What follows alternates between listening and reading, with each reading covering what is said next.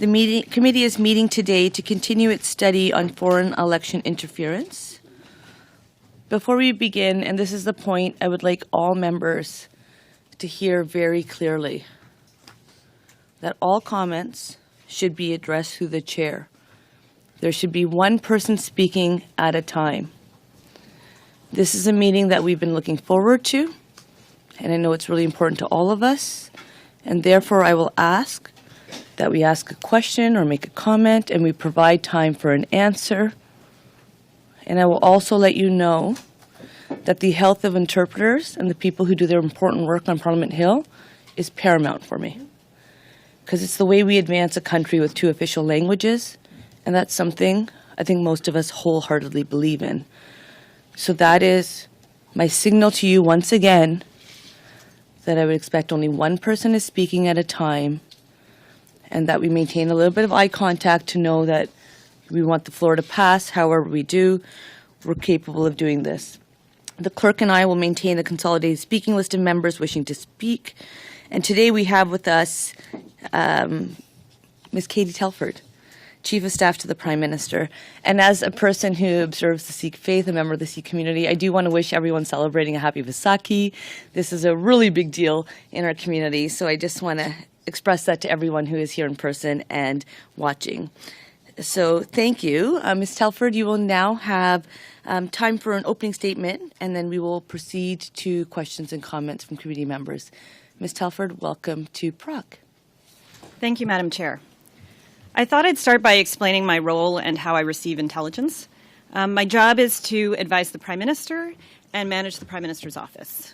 A key part of my role is ensuring he receives advice and information from all parts of government so that he can make the best decisions possible.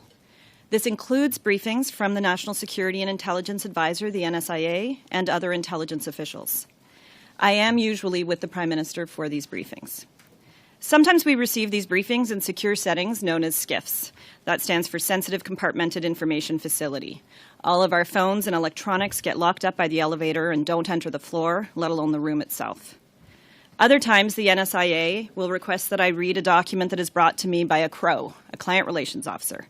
The CRO hands me the document, supervises me while I read it, and takes it back. Sensitive intelligence is treated with the utmost care. There is a rigorous vetting process to obtain top secret clearance, which I have, and there are equally important obligations one must uphold to keep that clearance. That is because publicly disclosing what our intelligence agencies know or how they come to know it can irreparably harm Canada's national interests and put people's lives in danger. It can also threaten Canada's ability to obtain intelligence in the future because Canada is a net importer of intelligence. In my years in this job, I have seen a huge range of intelligence from all parts of the world. Some of it has been wrong, proven wrong, some of it right. Some we may never know, or only with time will we learn if it's true. Even intelligence that is proven wrong can be useful. It can shed light on the motivations or the agenda of the source or a narrative that is being pushed. Intelligence often comes as fragments of information that then needs to be analyzed, assessed, discussed to understand what they really mean. And that work has to be done by situating those fragments in a wider context of information. As the Deputy Minister of Foreign Affairs told you at this very committee, intelligence rarely paints a full, concrete, or actionable picture. Since 2015, our government has strengthened the measures that protect our institutions against foreign interference. I can confirm with certainty that it has always been a priority and that we have undertaken concrete actions on this file. It is therefore important to take a moment to look at the work that we have accomplished. In its 2015 platform, the Liberal Party had promised to create what is today the National Security and Intelligence Committee of Parliamentarians. He, as an MP under the Afghan detainee issue under the Harper government, Prime Minister Trudeau noted the need for some MPs to have access to classified intelligence, which was not the case previously. That is why our government passed a bill to create this committee. For 6 years now, MPs of all stripes have received, with a top secret security clearance, examine classified intelligence, study it independently, and report on it publicly. And the committee is now working on a review to assess the state of foreign interference in federal electoral processes, among others. The threat of foreign interference has evolved since 2015. We saw what happened during the American elections in 2016 and the French elections in 2017. So to better protect our federal elections in 2019, the government established a public protocol for major electoral incidents. And this protocol was part of our cross-government plan to protect Canadian democracy, which was launched in January 2019. The protocol, which is administered by senior public servants with access to classified information on national security, determined that the elections of 2019 and 2020 were held freely and fairly. In 2019, we also established an office to monitor national security and intelligence activities. And the office will examine our security and intelligence agencies to assess foreign interference before and after the last 2 elections. We also created the mechanism for rapid response and the working group on security and intelligence threats targeting elections. Both of those help us manage foreign threats affecting our democracy and to counter them. As the Deputy Minister of Foreign Affairs told you, the tools to fight against foreign interference are more and more numerous. By May 23rd, former Governor-General David Johnston will provide us with his recommendations on the matter. He will have unlimited access to classified documents to do his work. And of course, we already know that we will accept these recommendations. The Minister's office was told about specific intelligence and what we did as a result. I will do my best to answer your questions. At the same time, I must respect the law and the same boundaries as the Director of CSIS and the NSIA did when they appeared before you. These constraints are exactly why NSICOP was created. But what I can say here is this. When we receive intelligence briefings of any kind, we don't leave any stones unturned. We usually start by asking a lot of questions. Questions like, how credible is the intelligence? Who else has been briefed? Who else needs to be briefed? What decisions are in front of decision makers? What actions have already been taken? What actions can be taken? And what authorities are needed to take them. Very often, they are not within the Prime Minister's or Cabinet's authorities. By that, I mean those are decisions for law enforcement or intelligence officials. And as you've heard from them about the tools they have available, like CSIS's threat reductions. All that being said, if there are actions to be taken to protect national security, we do not hesitate. Let's remember that foreign interference threatens all democracies. It comes from many authoritarian states, like China, Russia, and Iran. It targets all aspects of society, our communities, particularly diaspora communities, our universities, research institutes, all levels of government, and all political parties. It is not a new threat, but it is an evolving threat. It is a threat we will continue to do our utmost to guard against. I want to end by addressing the debate around my appearance today and whether I am the right person to appear before you. I am a consumer of intelligence, not the one who briefs on intelligence. The NSIA is the person who directly reports to the Prime Minister on these matters. On top of that, for all the reasons outlined today, these matters are extremely sensitive, and the law limits what I can talk about in this public setting. Ultimately, I have accepted this invitation because I want Parliament to work. I've devoted most of my professional life to getting people involved in politics, to run for office, to advance the causes that they believe in, and to make a difference in their community and in their country. That's why I'm here, and I believe why we're all here. Protecting our democracy is one of the most important things we can do and one of the most important parts of my job. Campaigns, politics, and democracy are all about people expressing their rights and electing who represents them. I will always fight for these rights and defend against any attempts to undermine them. And with that, I will do my very best to answer your questions. Thank you, Ms. Telford, for those opening comments and for being here with us today. We will now commence with 6-minute rounds, starting with Mr. Brock, followed by Ms. Sahota, et puis Madame Goudreau. And then Madame Goudreau, followed by Madame Blaney. One person will speak at a time. And Mr. Brock, the floor is yours. And I'll just give a quick reminder that this is Procedure and House Affairs Committee. It is not a courtroom. So if we can provide some time to ask the question, make the comment, and some answer, that allows our interpreters to work best. Interpreters, can you see me? Vous pouvez m'entendre? S'il y a un problème, s'il vous plaît, levez la main. Et je vais arrêter la rencontre pour que vous pouvez faire le travail qui est très... Please raise your hand if needed so that we can continue your important work. Thank you so much, Madam Chair, and good afternoon, Ms. Telford. Thank you for your attendance today. Ms. Telford, did the Prime Minister receive a series of briefings from Canada's National Spy Agency beginning in January 2022 on Beijing's election interference, specifically in the 2019 election? I believe you received from the National Security and Intelligence Advisor and from the Privy Council Office a listing of briefings that the Prime Minister has received on the subject. Yes, you're referring to the document that was undertaken by the National Security Officer, Jody Thomas, on March the 1st of this year that we received this morning at 10 o'clock in the morning. And I've looked at this, and there's no indication about any briefings in January of 2022. But noteworthy, the commentary on the beginning of page number 1 indicates the list is not exhaustive, as the records are not complete in all cases.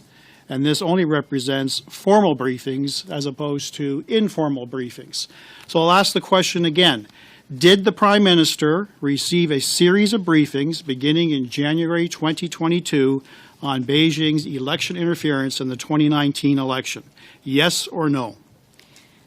I think, Madam Chair, the answer may have been given in the question, which is that in the preamble in the memo, it talks about how there's all kinds of conversations that go on about some of these topics that can't all be captured in terms of formal briefings, and you have the list of formal briefings that are provided in the memo. So I could take that as a yes, that he would have received some informal briefings in and around that time frame, January of 2022, as reported by Global News on November the 7th of 2022.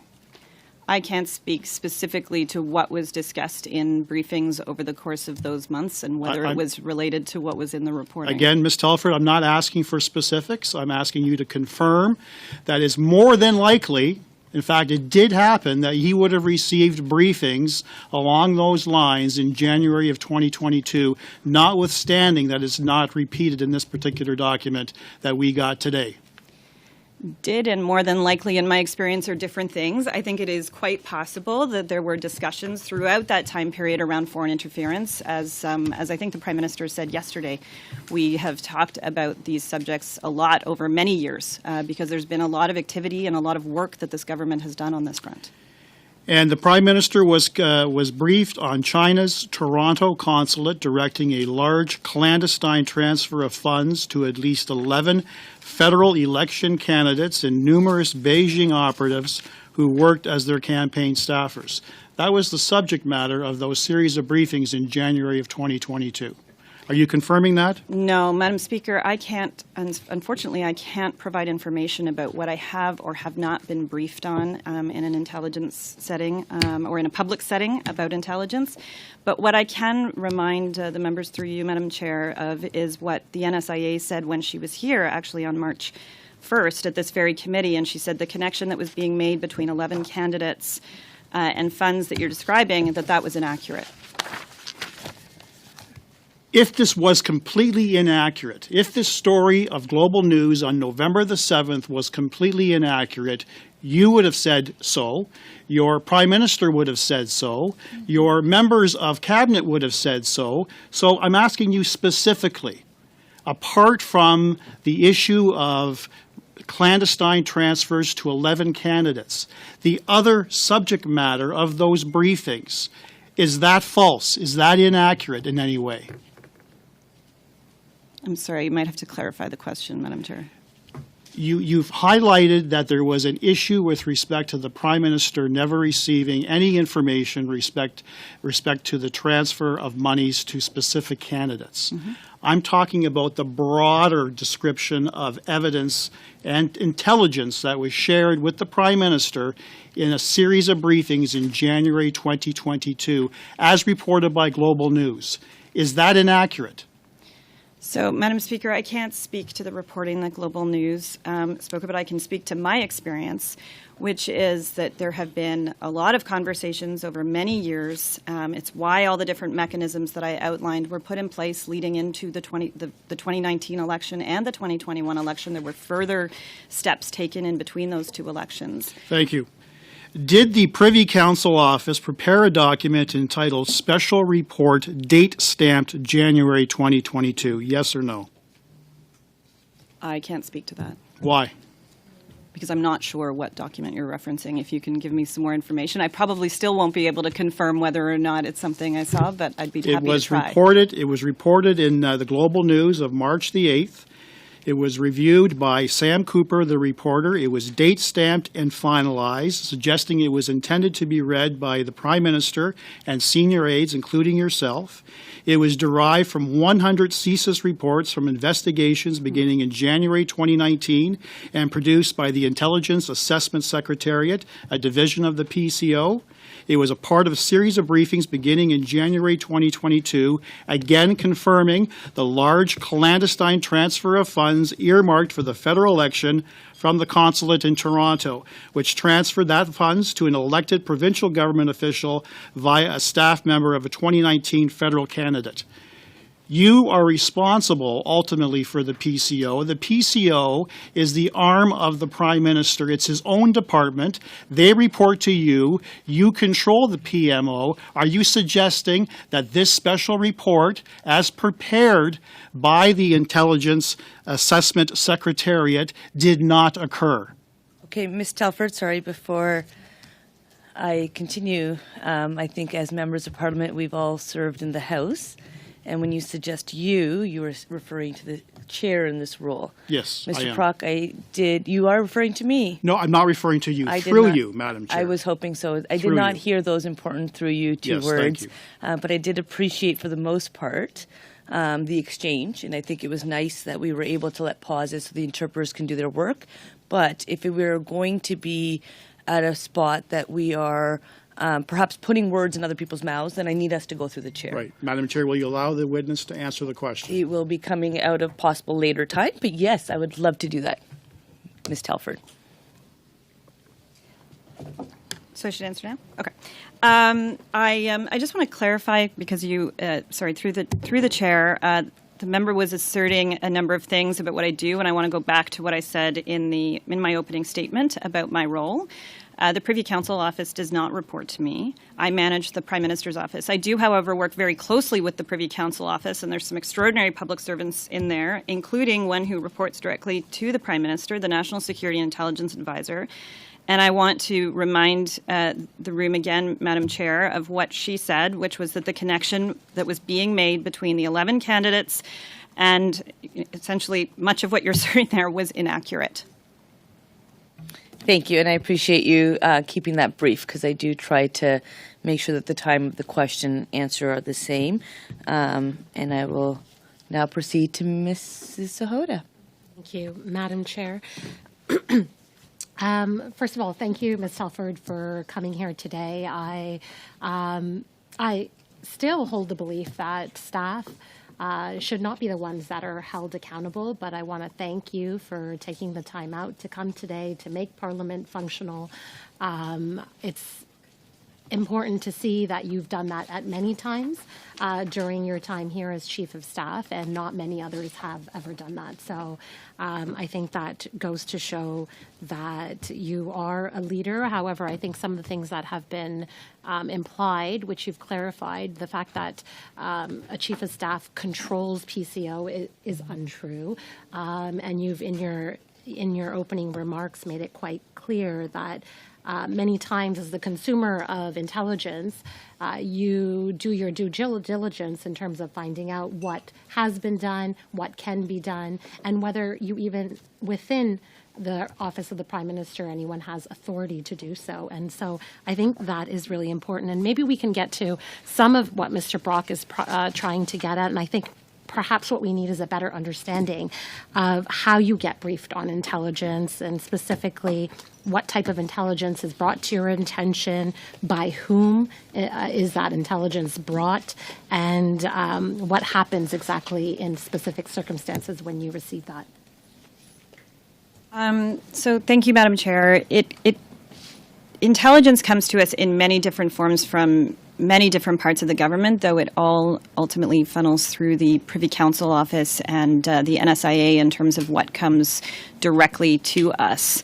And so they kind of bring together so many different parts of government where intelligence can get collected, from the Global Affairs Department to D&D and CSE. There's a glorious number of acronyms that can sometimes and not always roll off the tongue easily, but they produce all that information, and then it comes into the PCO Intelligence Analysis Unit that will pull it together and determine what needs to make its way to the Prime Minister. And the NSIA, as I mentioned earlier, will flag some information that she will want read. Sometimes I will walk into the office and the crow will be sitting there, and I know I need to clear my schedule to read something. And other times it will get scheduled. Sometimes it's formal briefings. Sometimes, we see something, sometimes in reporting, and we will need to just catch up quickly in a sort of pull aside, as they say in government, in wherever we can find the time. And also, of course, ahead of any international meetings, whether they be international meetings happening here in Canada or happening when we're traveling around the world. It's particularly important because we work very, very closely with our allies on all matters to do with intelligence as well, particularly our Five Eyes partners. And so there's a lot of different opportunities that we talk about these things, which is why it gets complicated to try to pin down some of these briefings in the way I was being asked about. I guess I'll move on to part of your role is making sure that the Prime Minister gets the best information. So through these briefings, I'm assuming that at times it seems like from your description, it is just you getting briefed on some of the matters. Given that you're not an intelligence official yourself and a consumer, you rely on the work of these officials that's given to you. How do you then determine what is then briefed, or how, when and why the Prime Minister gets briefed? How do you make those decisions? So as I mentioned in my opening statement, I'm usually with the Prime Minister when he's briefed on these matters, and it's actually pretty rare for me to have formal briefings where it's me alone. It doesn't never happen, but it's pretty rare. And it's usually a question of scheduling when that happens more than anything, because it's really based on the NSIA's advice. Sometimes other staff who are in the office, other senior staff, will meet with officials, or they'll read something in reporting and they'll say this is something that we should make sure the PM sees sooner than later. But ultimately, even those thoughts will go to the NSIA, who will make the ultimate recommendation on what needs to be scheduled, who should be there, in what format he should get briefed. Okay. So talking about particularly foreign election interference, you are often, I'm sure all of these briefings that you're discussing are not particularly about election interference. They're about travel that you do and interactions, foreign relations with many countries. I imagine this, the scale and scope of the amount of intelligence that you receive on any given day is quite vast, given the international issues going on around the world with Ukraine, with the Chinese spy balloons and many things that we're seeing even in the news down south in the last few days. So given that it is so vast, can you help us understand a little bit better as to the amount of intelligence that is provided to your office? It varies, as you say, but it dependent on events. Obviously, a lot more starts coming in around the time of the balloons, for example. And certainly in the lead up to, as has been publicly spoken about before, and of course following the invasion of Ukraine, there's been all kinds of intelligence that came in much more increasing volumes. And so, it really does depend on the events, but there have been many events, as you said, in the last number of years. Mm-hmm. So this is a significant part of the job.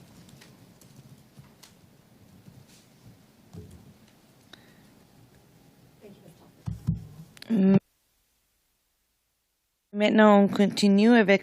And now we are continuing with Madame Gaudreau. Since we have two official languages, you may choose to speak in the language of your choice. Ms. Telford, I know you speak French very well, but we don't have a lot of time.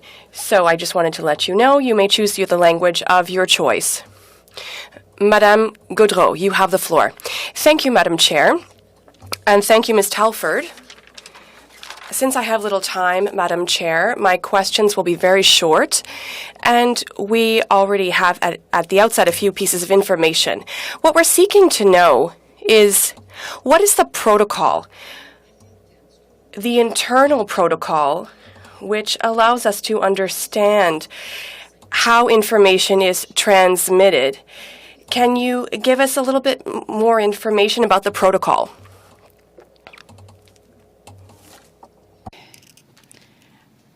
It largely, as I said, and this is why, there's a question around whether I'm the right person to be appearing here. And so, as I said, I'm going to do my best because and I apologize, I'm answering in English. I just want to make sure I'm getting it right and I can speak faster. It's largely run through the NSIA. I mean, that is who governs all the gathering of intelligence, and it's actually why the Prime Minister actually changed the title. It was the NSA when we came into government, and he actually inserted the word intelligence into it because that is such a huge part of the function.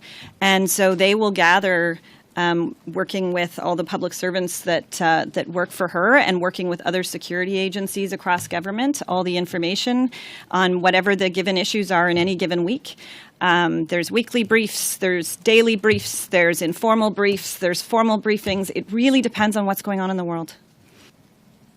Merci beaucoup. Thank you very much. My question is even more specific, Madam Chair. Given that the advisor, the NSIA, is there to guide you and inform you of what is urgent and important, my question is, what are the criteria? What are the signals that allow us to know that, as you say, Madam Chair, as Madam Telford said, that there's a red flag, that we need to be concerned? What are the criteria about for the NSIA's advice? Asked to her, I can't remember now, having read her testimony here, whether she answered a question like that, but it's usually, at least in terms of what makes its way to me. There may be things that don't make its way to me that should, or to the Prime Minister, but I can't speak to what I don't see. But what I do see, it's usually pretty self-evident in terms of what is of importance. It's an interesting question, but it really is Justement, pretty self-evident. Madame la Présidente, Well, Madam Chair, I'm just going to flesh that out by saying, the criteria are to allow us to know who is responsible for knowing when it's a time where there need to be a validation of the processes established that maybe didn't work, of the urgency to take action, because to respond to the visit by Madame Thomas, she said that the information was transmitted, but we want to know, where is the information? How is it that maybe you how is it that maybe you weren't aware of foreign interference, as you say, and now people are saying, no, there was information. What are the criteria? We want to reassure people. We are here in this process and we want to ensure things are watertight. So can you please reassure us, who is the information holder? How does this work within Cabinet with the Prime Minister and ministers? I guess I'll give it, and I'll try to do it efficiently. Two parts to the answer. One is it is actually the National Security and Intelligence Officer, or advisor, who pulls all of that information together. But second, I think there are legitimate questions, and we had them when we were in opposition as a party, and they continue to exist today. And even in government, you have questions about whether everything's working right. And it's actually why this government put in place NSCIRA. And NSCIRA is actually there to oversee the security agencies and to make sure all those parts are working, and it's specifically working on this now. Madame la Présidente. Madam Chair, I would continue by saying, if we're here today and know that this was the last day, and we thank you for joining us. If we're here today, it's because we want to shed light and better understand this issue, and it's a golden opportunity to know whether there is information that might have been omitted. Can you reassure voters that we have a system that is watertight? I am not convinced right now, so I have about 30 seconds left. Could you please tell us, because that's why we're here today. So what I would just say to reassure Canadians through you, Madam Chair, is I just know the incredible work that the senior officials do day in and day out on this. I spend a lot of time with them, and they are constantly working to refine and improve processes, especially as new and different types of information comes forward. But I know that any time there is action that can be taken, they take it, and I know that there's any time that the Prime Minister can take action, he takes it, and he certainly encourages that kind of action as well. Je pense j'ai encore un droit. I think I have a right to one more question. Madam Chair, could our witness tell us whether there is information that she is keeping within Cabinet and that is not shared either to ministers or the Prime Minister on foreign interference? No, there's not. If I'm understanding you correctly, there is nothing that is ever kept from the Prime Minister. Certainly not by me. Merci. Thank you. Madame Blaney? Well, thank you so much, Chair. And as always, everything that I say goes through the Chair. And I want to thank our witness for being here on this important issue. And I think the way I'll start is how I think I've started almost every question during this study, is the fact that this is very serious. And the most important part for me is that Canadians are losing faith in our systems. And what I would hope around this table and all the people who are represented at this table is that our commitment is, number one, to Canadians and making sure that they have faith. And what has happened around foreign interference in our elections is that we've seen Canadians losing more and more faith. And that's where I am concerned. So my questions to Ms. Telford are simply this. We have seen the Liberal MPs in this committee repeatedly point out that the Arar public inquiry was really effective on shedding light on intelligence leaks and providing Canadians with transparency, even when the government at the time was providing misleading information regarding Mr. Arar. Given that even your former colleague, Gerald Butts, has called for a public inquiry, do you think one is needed? I think, as I mentioned in the opening statement, that for the very reasons you set out, in terms of the importance of this issue, the seriousness of what we're talking about, they need also to take it out of the partisan arena, and that it's an extremely complex issue for some of the reasons I laid out and for a number of other reasons I'm sure you've touched on in committee over time. That this is why the Prime Minister walked through a number of actions he took. and a number of different follow-ups that are ongoing as we speak. As I just mentioned in a previous answer, there's So NSCRA. sorry to interrupt. I certainly don't want to hurt the interpreters because they are very important to us and provide the ability for us to do our work. So it seems to me that you're not interested in really answering the question, because what we're seeing is more and more distrust from the Canadian public. And I think a public inquiry would make a difference, because then people would see it come out of the partisan sphere. And right now it's having to stay in the partisan sphere because action is not being taken. So I'm just wondering, have you ever advised, through the chair, of course, the Prime Minister against launching a public inquiry? And if so, why? So let me try again on answering your question. I was certainly trying to. I think a lot of people look at what's become known as POIC, the public inquiry that went on last fall in response to the Emergencies Act, and saw it having worked as another example. You spoke about another inquiry and said, why not do this?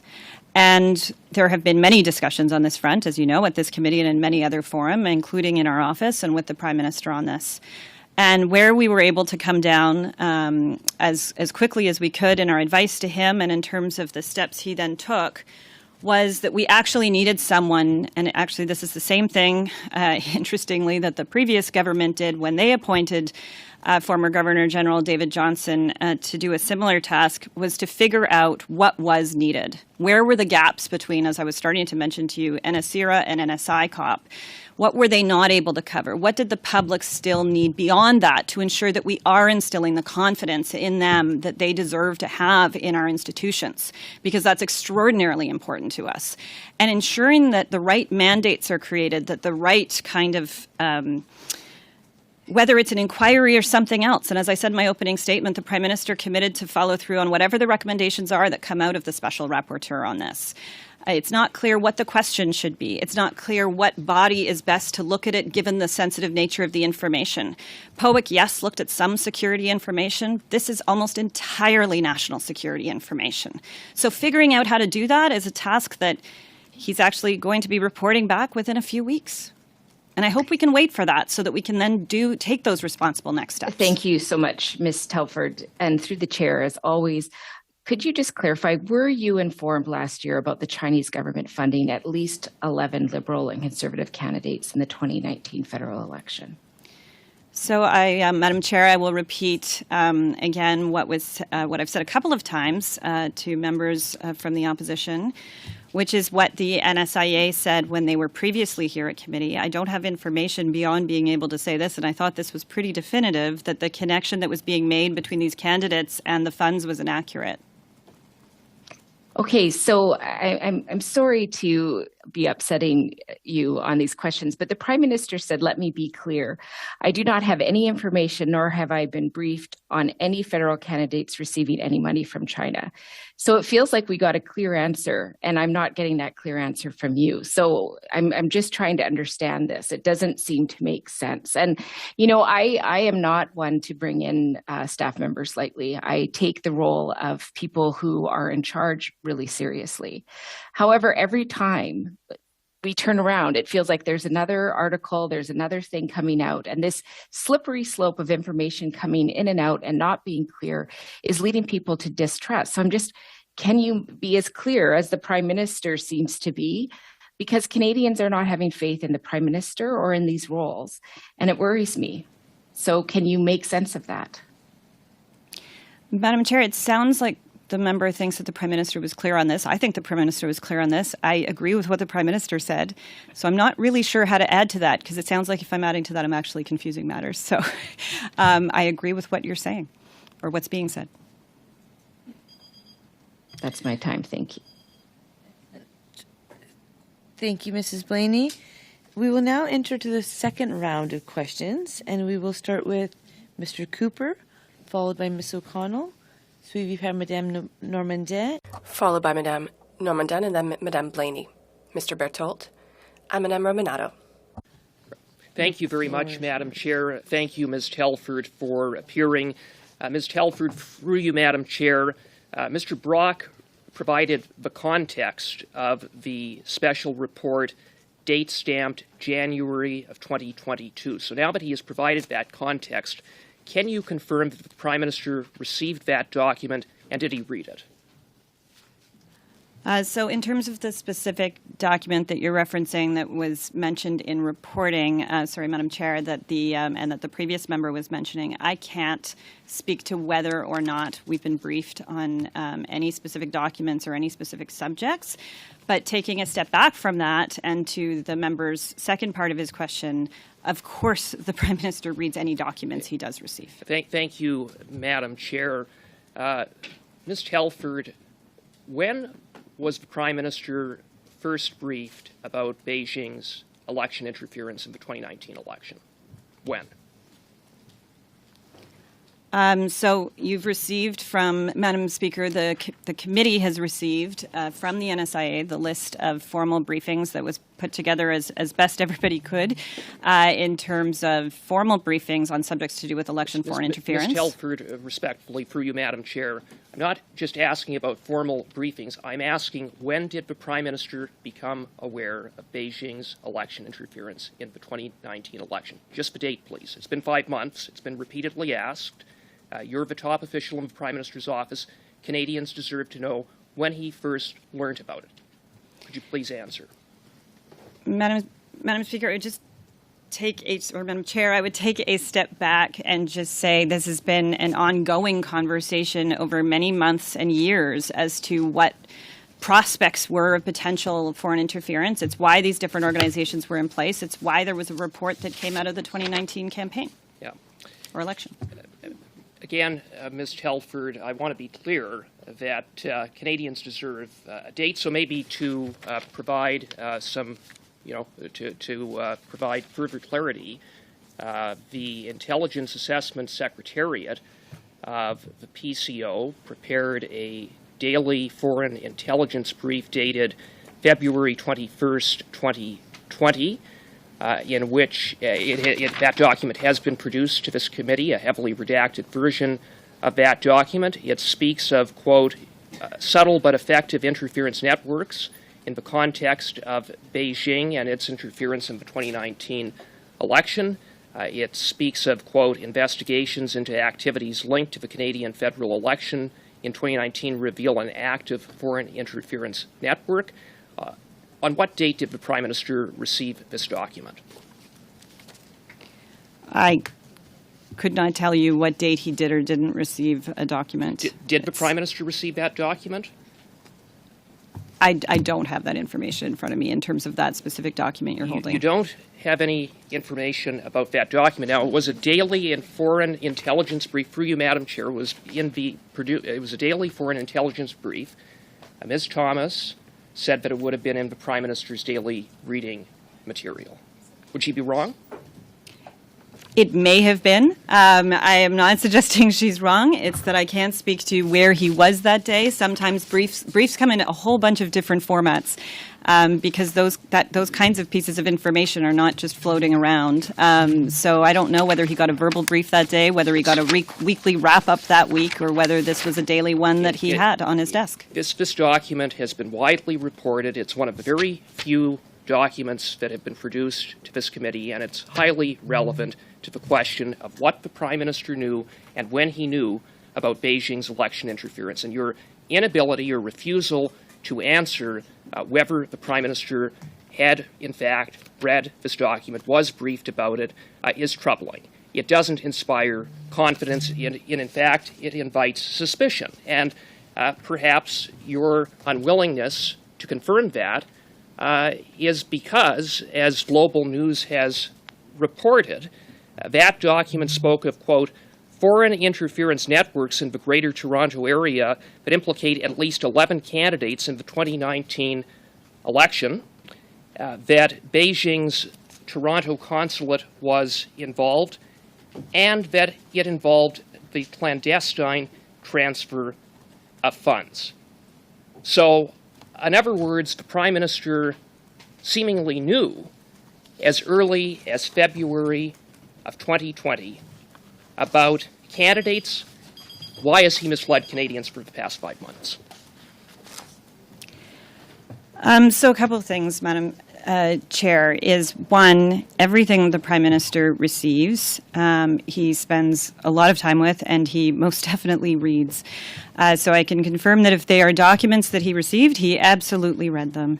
Second, that he's briefed on matters of foreign interference and matters of election foreign interference as per the documents you have received on a regular and ongoing basis. And third, on the specifics of what you were referencing there, I can't get into, unfortunately, in this public setting, what was or wasn't briefed on in the level of specificity you'd like. Thank you. Mrs. O'Connell. Thank you, Madam Chair. Thank you, Ms. Telford, for being here. I want to start off with kind of following up where the Conservatives just left off. I think the Conservatives would have Canadians believe that foreign interference just began in 2019 and that this is a relatively new phenomenon and they would like to find some smoking gun date. In fact, in your answer, Ms. Telford, you talked about the fact that foreign interference is ongoing and that's why there are several briefings on the topic. In addition to that, members of the House would have actually received the 2019 NSICOP annual report that talked about foreign interference, so they can look at their own dates in terms of when they were notified. But I want to get to the issues around foreign interference, the fact that it's not new. And you mentioned in your opening statement the fact that Canada is a net importer of intelligence. We can look at the situation that's happening in the U.S. right now. They're having very similar debates about foreign interference and national security information being in the public realm. And some of the comments being made in the U.S. right now are questioning if national security information is not held with the care and sensitivity that it deserves, will our ally, or in the U.S. context, will allies not want to share information with countries who don't treat foreign national security information securely? As Canada is a net importer of intelligence, the requests from Conservatives to have unredacted documents, to share details of national security information, details of briefings, would that not pose a significant risk if Canada no longer took the strong and firm approach to handle national security with the utmost care and sensitivity that it deserves? Would that put us in risk of not receiving intelligence from, for example, our Five Eyes allies? Thank you, Madam Chair. And that is why I raised it in the opening statement, that is something that we have to always be guarding against and careful about. We have to treat this material with care, both because it can put lives at risk, most importantly, because it's in Canada's national interest to keep this information protected, but also because of the impact it could have in terms of relationships with allies who we share intelligence with and who we receive intelligence from. And it's actually one of the reasons that the government put into place NSICOP, because it was actually something we looked at our allies, many of whom already had organizations like that. And it was something that the government, before the current government, did not put in place and did not take any steps on this front, despite having been embroiled in the Afghan detainee issue, which I spoke to in my opening statement as well. They just continued to provide information or continued to refuse to provide information to the House when the House was looking for it then. And it was having lived through that experience that the Prime Minister made the commitment in the 2015 platform that we needed a body like NSICOP. And then some time was spent actually working with allies and learning from allies on how to put that together properly and in a way that could even be improved on from their own experiences before it was launched, I think, midway through the first mandate. Thank you. And Madam Chair, through you, The leader of the Conservative Party, Mr. Polyev, has said he refuses to get briefed on national security matters because he doesn't want to then be restricted to speak. The former leader, Mr. O'Toole, removed members from NSICOP. There were statements that the now leader of the Conservatives, but when he was the Minister of Democratic Institutions, didn't take action on strengthening our democracy because he felt it wasn't in his partisan issues. Yet, Conservatives continually remove their members from learning the facts of the national security situation going on in this country in a secure way. Yet, when you appear today, and reasonably so, say there are going to be limitations on some of the information you can share in an open setting, Conservatives say, what are you hiding, etc. Mr. Cooper's used collusion in the past. Could you maybe speak to the fact, the reasonableness that if Mr. Polyev doesn't want to be briefed so that he is no longer constrained to keep national security matters confidential, that can you perhaps speak to why the sensitivity around your testimony today? Just very briefly, I do sign documents that are declarations of indoctrination when in order to become cleared, and I take those things very seriously. And I think, as was mentioned, Madam Chair, even the leader of the official opposition takes them so seriously that that's why he did not want to be briefed or cleared. And so I think it sounds like people understand why I can't speak to these things. Thank you. Madame Normandin. Madame Normandin. Thank you very much, Madam Chair. Madam Telford, I'd like to come back to a response that you gave to my colleague, Madame Gaudreau, through you, Madam Chair. You mentioned that when information is received, the criterion that is used to know whether it would be transferred to the PM is obvious. You see it in the information, whether it should be sent or not. Would that follow under what is evident, for example, ridings that receive money directly or indirectly from the Chinese consulate in Toronto?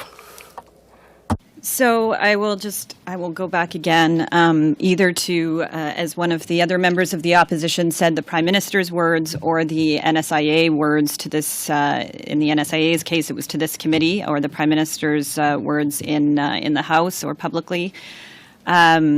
That the connection being drawn between those candidates and those funds is something that hadn't been briefed on and wasn't accurate in terms of how the reporting was. And the reporting evolved over time as well, I would just note. But it would seem that it's information that would deserve being transferred to the PM, would it not? Thank you very much.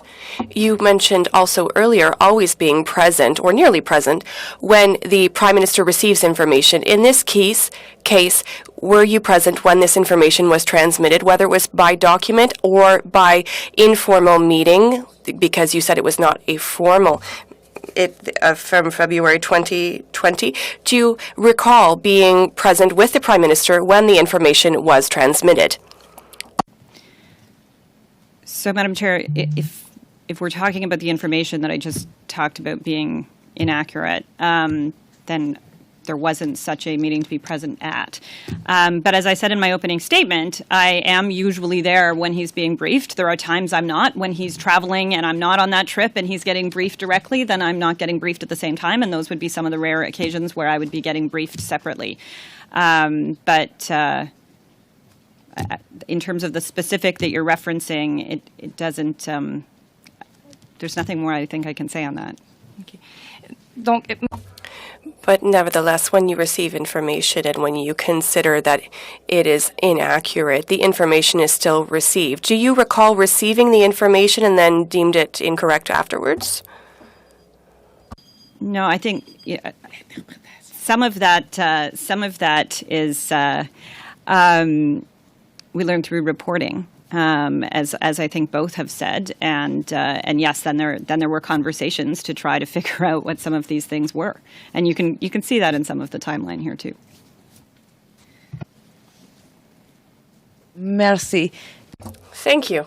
So, I think that in French, like in Punjabi, people speak a bit quicker. So to 2.5 minutes isn't very much time, but I didn't want to interrupt. But if you could speak a bit more slowly, I think Madame Gaudreau and others, just to let you know that I understand that there are sometimes more words that need to be used, so I will give you a bit more time. But for the interpreters, if you could speak a bit more slowly, I will work with you if we could do so next time. Does that work? Okay, thank you very much. Madame Blaney. Thank you so much, Chair. So my question again returns to the lack of trust that we see in Canadians having for our institutions, and that it's really been shaken by these allegations. So should the current rapporteur, David Johnston, recommend against moving forward with a public inquiry in May, do you think, Ms. Telford, that Canadians will accept that? Do you see any scenario where not moving forward with a public inquiry will help?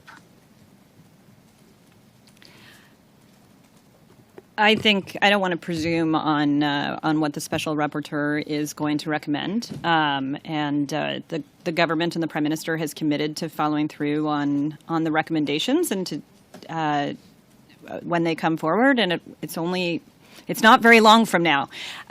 So I think we need to make sure that we follow through on that as expeditiously as possible, so that we can all together across all parties build trust and continue to build trust in what is a troubling issue for everybody. We all should be working on this together. So, I think you mentioned earlier in your testimony, through the chair, of course, a past example where there was a rapporteur that was set up in place before an inquiry. I just want to be clear that in that case, the terms of the inquiry was the focus of the rapporteur, to actually look at what those terms would be and how they would be followed. So right now, the process that's happening in Canada is sort of, we're giving a broad brush to a rapporteur to just sort of tell us what to do next. It seems like that's the take of the government.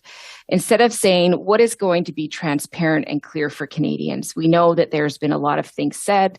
It's become very partisan. There's a lot of distrust in our institutions, which concerns me greatly. So I'm just wondering, I understand that you were trying to say that there's been rapporteurs before inquiries, but I think it's clear that we also know that those rapporteurs were set up to create the spectrum of what the inquiry would look like. This is very different. So I'm going to go back to the original question, which is, do you think Canadians will stand for it? And in the sense of the role that you play with the Prime Minister, is there any concern there that the voice of Canadians is not being heard and what they need isn't being delivered?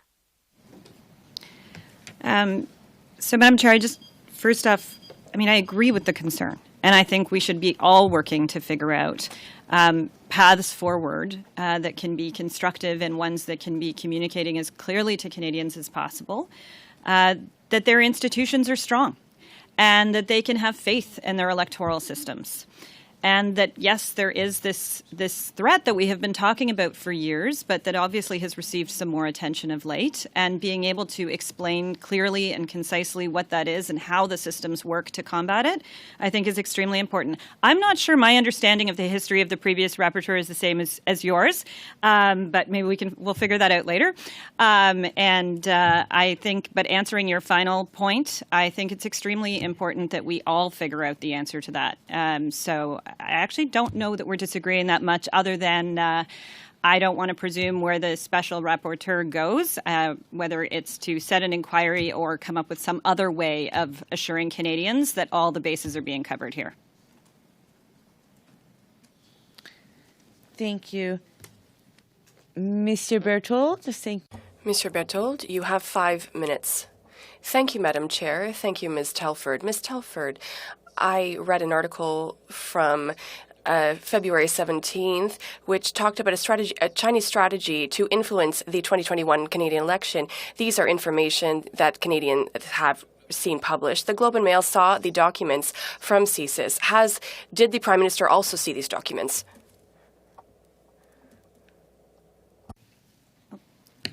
I can't, unfortunately, speak to specifics of what the Prime Minister has or has not been briefed on in all of this. But as I said before, In taking a step back from the specifics of your question, the Prime Minister has been briefed regularly and gets information in a variety of different ways on what was happening around election interference in the last 2 elections. Merci, vous avez... Thank you. You already said that. Did you see these documents? The answer would be the same for me. Des documents... The documents that were shared with our Five Eyes allies, with the governments of France and the Germans, that were reported on in the Globe and Mail, that Canadians were made aware of in newspaper articles. The Prime Minister certainly saw these documents, did he not? As I said, I can't get into what the Prime Minister has or has not been briefed on in terms of specifics of intelligence. It's frustrating, I know, for me as well, but it's for very important reasons that I laid out in my opening statement. J'essaie de vous aider. I'm trying to help you, Ms. Telford. In the days that followed the report in the February 17th by the Globe and Mail, the Prime Minister himself said in response to questions on these documents, "We are very concerned by the leaks, particularly because there is so much inaccuracy in the leaks." So the Prime Minister himself commented on the content of this report. What revelations by the report of February 17th were inaccurate, as the Prime Minister said? So I've already referenced over the course of the committee today, Madam Chair, at least one inaccuracy that the NSIA has spoken to from reporting more broadly. I can't, unfortunately, go further than where the NSIA went or the director of CSIS went when they were speaking before the committee. On va passer en revue les faits. We'll review the facts reported by the Globe and Mail, Ms. Telford, because these reports are drawn from a series of intelligence collection documents. The first fact, the objectives of Beijing were to bring in a minority government. Was that inaccurate? Was that what the Prime Minister was referring to as being inaccurate? There have been a number of things we've been following up, obviously, on the reporting throughout the last number of months, and there have been a number of things that don't add up in the way that we know them or that Merci. officials are able to tell us about. Thank you. I will raise another fact. The objectives of Beijing were to damage Conservative candidates that were seen as being harmful to its objectives. Did the Prime Minister see that as inaccurate as well? I would take a step back to where Canada was in its relations with China going into the 2019 and 2021 elections. They were probably at their lowest point. Madame Telford. Ms. Telford, the question was, this is something that I didn't want to do, but the time for interpreters will not be taken out of your time. I will give it to you. If we could take a bit more time and continue as we are doing, I think that would be very good.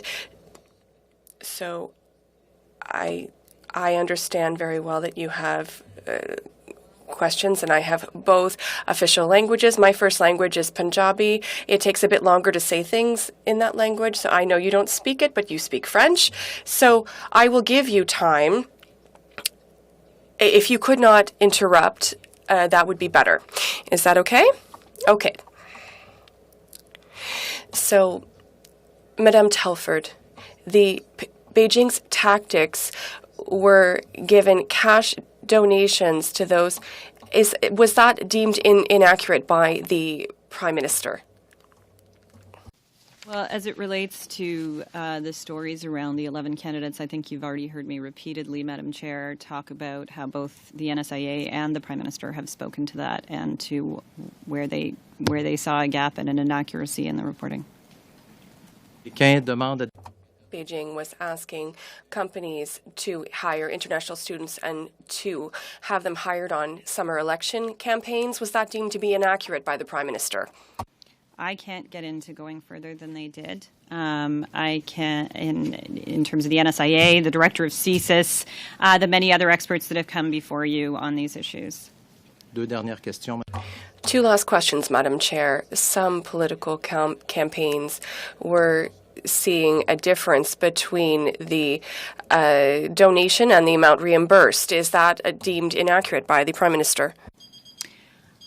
I would just say on matters related to fundraising and donations, Madam Chair, and I think all members here are very familiar with this. I certainly am from my days as a past campaign director.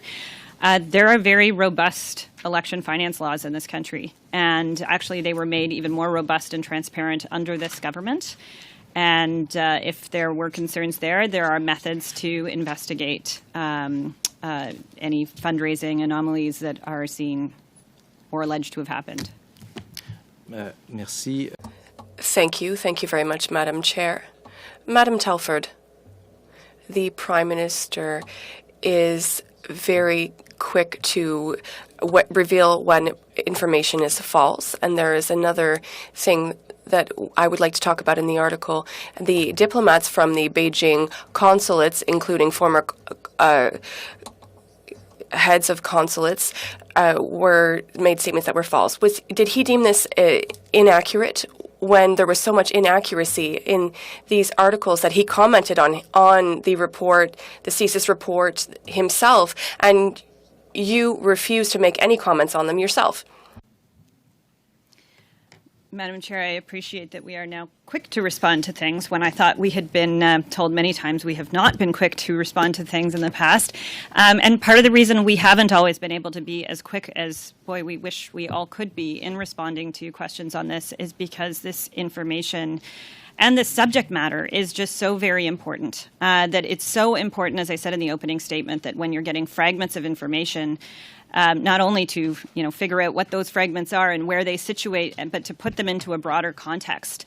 And being able to figure out what you can and can't say publicly is not something that I should be sitting here doing. And that's why I set out in the beginning, I've got to respect the boundaries that were set by the National Security and Intelligence Advisor and the Director of CSIS when they were here before me.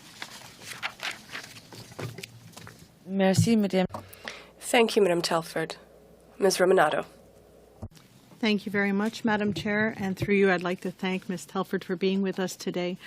I just want to highlight a couple of things that I heard today, and I want to reiterate there's a big difference between a willingness to share information and a capability to share information. And Ms. Telford, you've explained multiple times it's not a lack of willingness, but in terms of national security issues, we cannot share this information. You also, in your opening statement, explained a little bit about the impact of that, and my colleague, Ms. O'Connell, referred to that with respect to our relationship with our Five Eyes partners. The issue of foreign interference in elections is not something new. This is something that New Zealand is looking at right now in terms of their elections. This is something that's happening around the world. We saw this in the presidential election in 2015, questions about that. You did mention the importance of being able to share that information and receive that information from our Five Eyes partners. But you also said something that was really important to me. As you know, my son is an intelligence officer in the Canadian Armed Forces. So I know full well the importance of maintaining information that does not belong in the public sphere. And to do so, and I will put in quotes exactly what you said, it puts lives in danger. We created the NSICOP Committee of Parliamentarians, and I've looked at those who sit on this committee, and I have full confidence in the members of NSICOP that are from all of our parties, including a retired colonel with over 25 years of service who sits on this committee, and I have the full trust in his capability to look at something like this. Given the measures that the Prime Minister has taken through various tactics, whether it be through the naming of a special rapporteur, we have SITE, we have the panel, we have the National Security and Intelligence Advisor, we have NSICOP, we have PROC looking at this. I believe also it's come up in the Ethics Committee. Do you believe that the question of foreign interference and how to detect, deter, and counter it will take multiple prong approach, given the complexity of this issue and the evolving threats of foreign interference? So a couple quick things, just on your first point of how this is not a new problem. I believe it was in the CSIS documents that were tabled sometime ahead of my appearance in the last number of days. It talked about actually how CSIS briefed us in 2015 when we first got into government. This was not new to our government, but as I said in the opening statement, it has been evolving, and this government has taken more steps than anyone has before. And actually, one of the steps, you mentioned a number of them there, and one other one that involves our allies is the rapid response mechanism that Canada actually played a leadership role because it was the G7 meeting that was in Charlevoix where that came about. And actually some additional countries have joined beyond the G7 to be part of that work.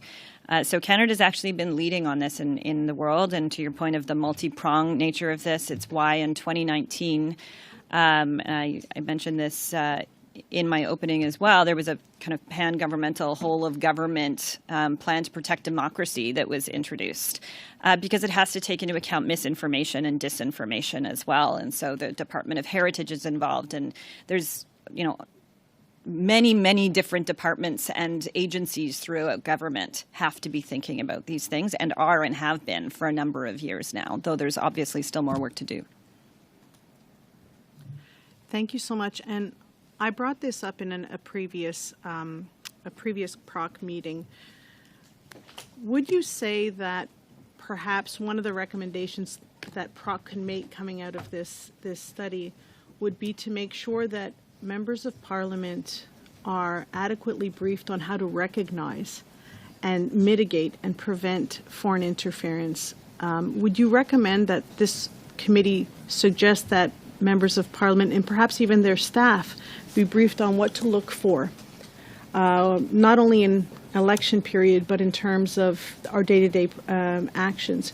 Would you recommend that members of Parliament and their staff receive some training in this regard?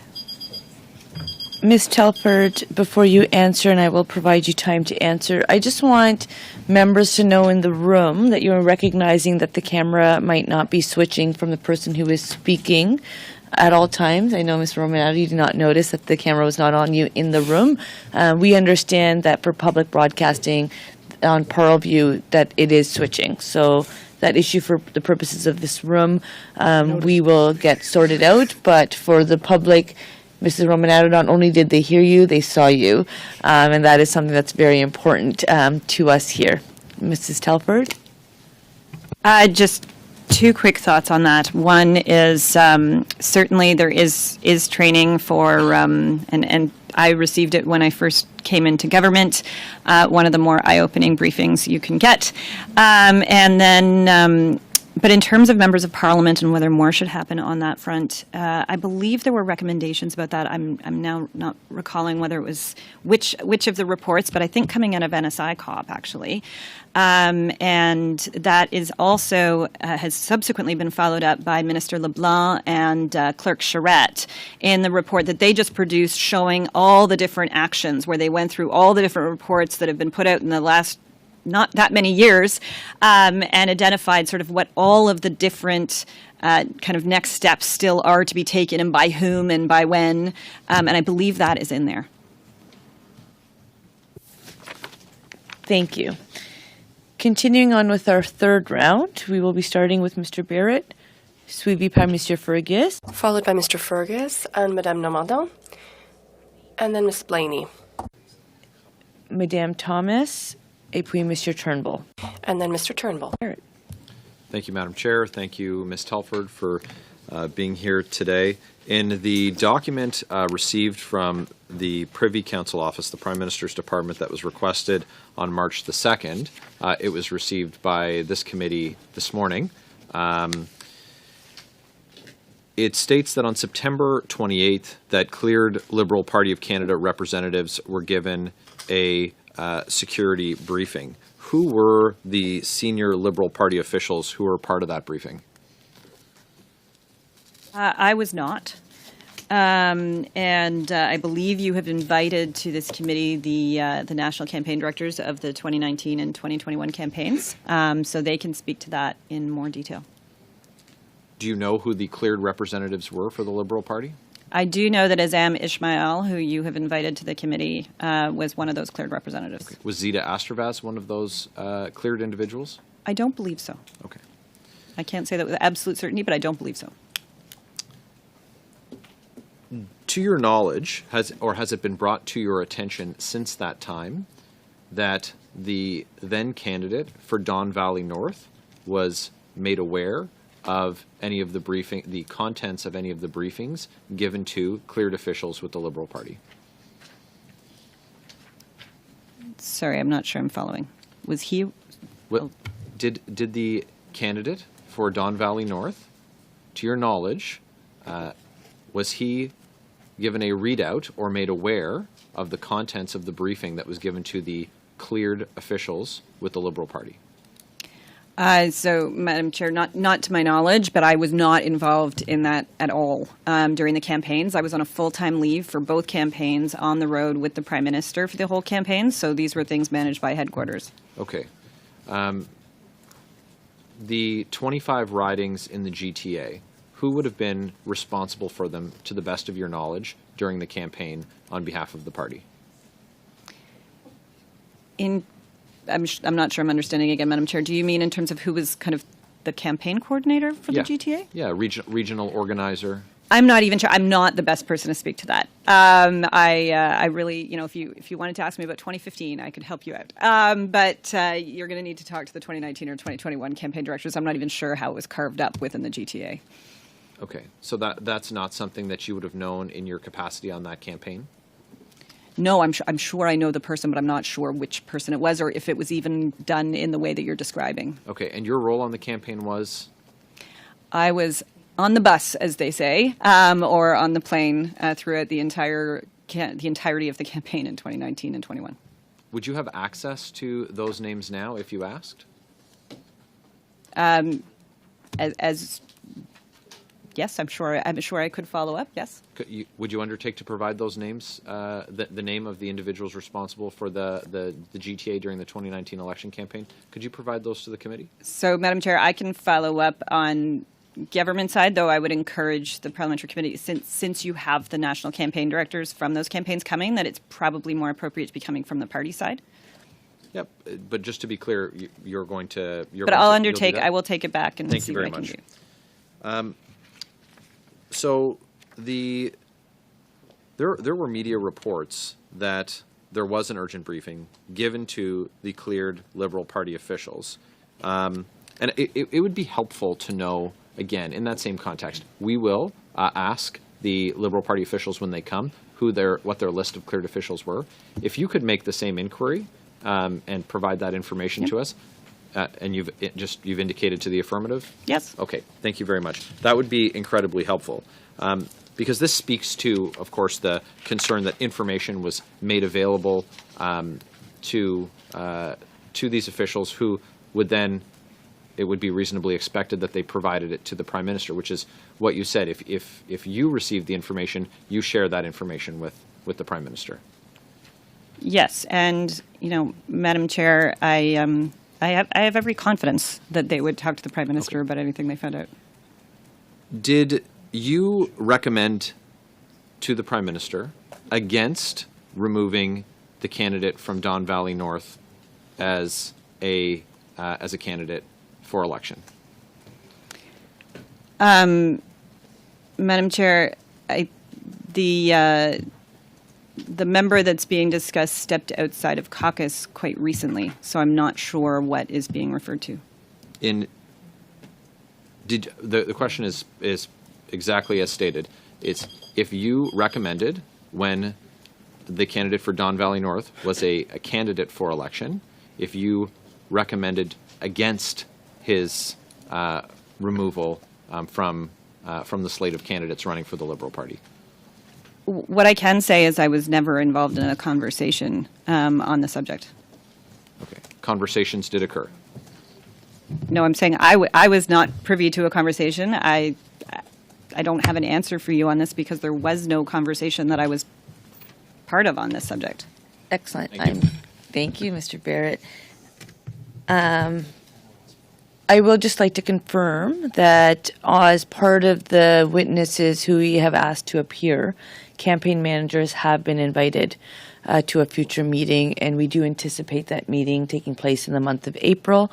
Invitations have been sent out to the 4 names that we were provided. 1 has confirmed, and we're just pending responses from the other 3, and we hope to have those soon, and we'll share that information with all members as it becomes available. Mr. Fergus. Mr. Fergus, you have the floor. Thank you very much, Madam Chair. And through you, I would like to thank Ms. Telford for joining us today. She's been speaking from the heart, and I appreciate the time that she's taking to answer our questions on national security. Ms. Telford, you mentioned in your statement something that, in my opinion, wasn't fully appreciated in many of the hyper-partisan discussions on the topic. When we are dealing with foreign interference, a large part of what needs to be done, the measures to be taken, are protected by politicians.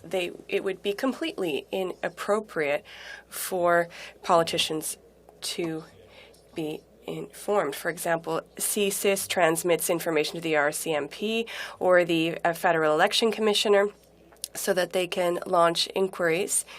And it is not up to politicians to direct investigations. Once again, it would be completely inappropriate. In your experience, do these organizations, do they already have cabinet permission to act and use the powers and tools that are available to them? I certainly believe so. And this would be the kind of thing, again, that NSIRA, for example, or NSICOP, through their different purviews, could be making recommendations on if they did see any gaps. But they certainly, law enforcement and security agencies have a number of different authorities that they do not need, nor should they have Prime Minister or cabinet authorities in order to proceed on. So just to confirm, it's not up to the Prime Minister's office to direct the activities of the RCMP or of CSIS? Absolutely not. Not at all. Thank you. The director of CSIS also told this committee that the CSIS Act provides a number of tools for CSIS to investigate foreign interference activities, adding, and if I can just find the quotation here, it is, we investigate these allegations and we use all the tools at our disposal to try to better understand, characterize these activities, and reduce the threat where possible. Are you at all familiar with these tools? Yes. Can you provide that are these tools, as far as you know, satisfactory? Look, I think there is. We're learning quite literally every day more and more information that is going to teach us and teach different parts of government how they can improve and what more tools they may or may not need to have. These last number of months, even just in terms of trying to figure out how to communicate to the public on some of this has been an exercise for everybody in some cases in new and different ways, less so perhaps for the political side. But I think the tools have been used more than they ever have before, is my understanding. And I think you heard that from David Vigneault when he was here as the CSIS director. And agencies are talking to each other regularly, and they brief up regularly to ministers, to Prime Minister, to each other. And it's because this has been, as I said, while it's not a new threat, it is a evolving one. And obviously, as one of the other members here said, there's been a lot of events in the last number of years.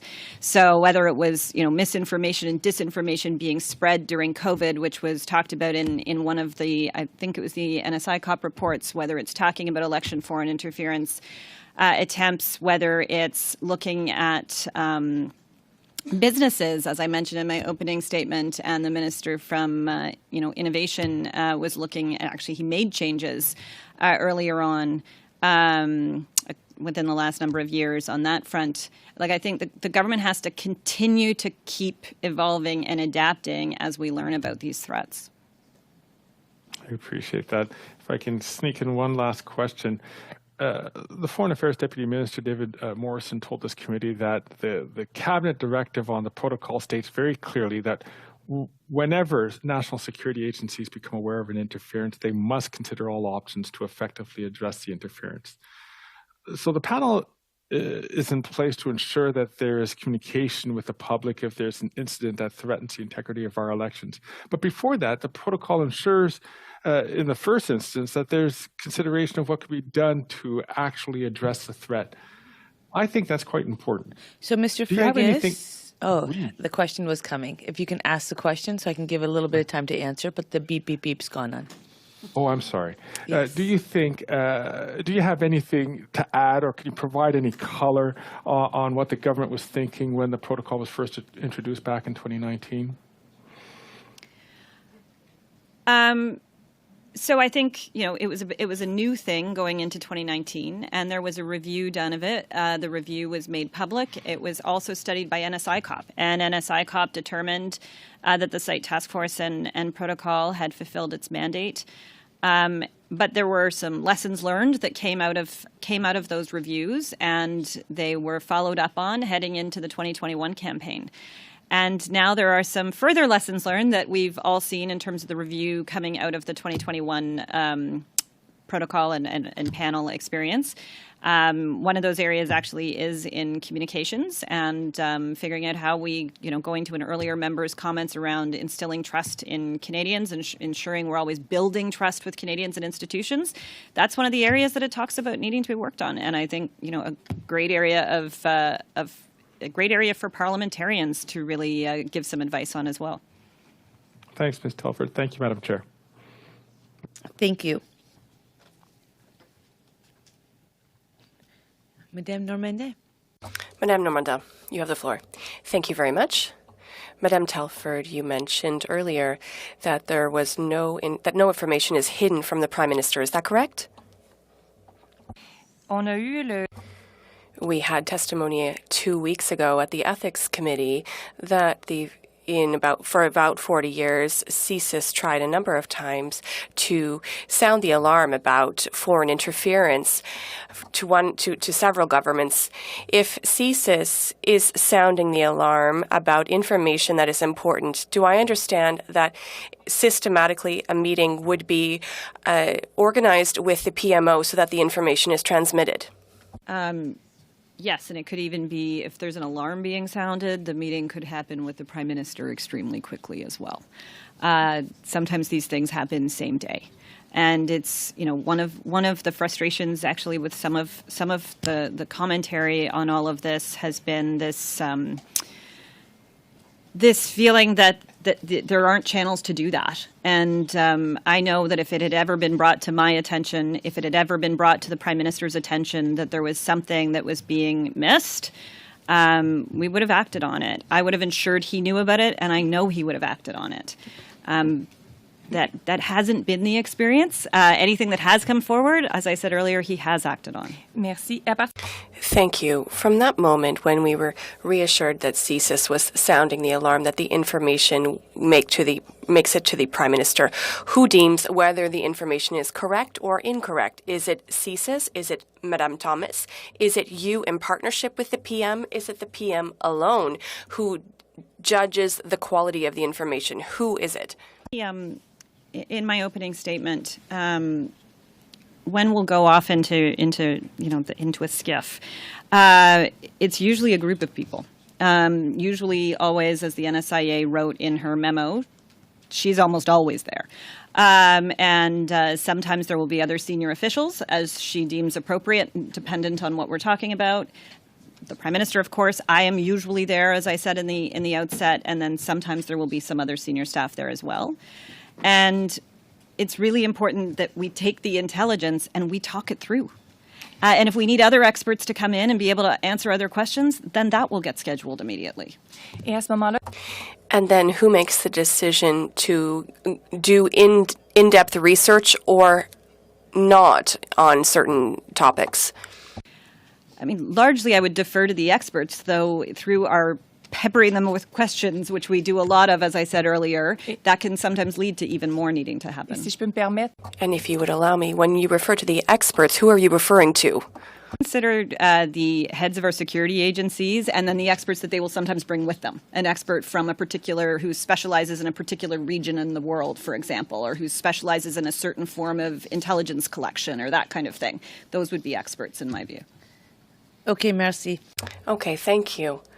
So when we ask it, I am the one who say it aloud, and you continued, and that doesn't work for me. So please know that we have very little time, and we must maximize it. So I gave you a bit of extra time, and I think that it's up to me to say yes or no, and so I'm saying it. 2 minutes et demi. Ms. Blaney, 2.5 minutes. So much, Chair, and of course, as always, everything through the Chair. So I hear very clearly, Ms. Telford, that you trust the Right Honourable David Johnston in his role as Rapporteur, and that's fine.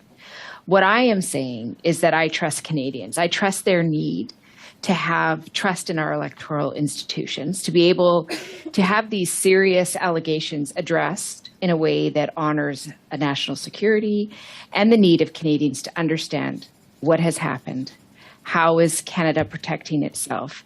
Is there any corruption that we should be concerned about?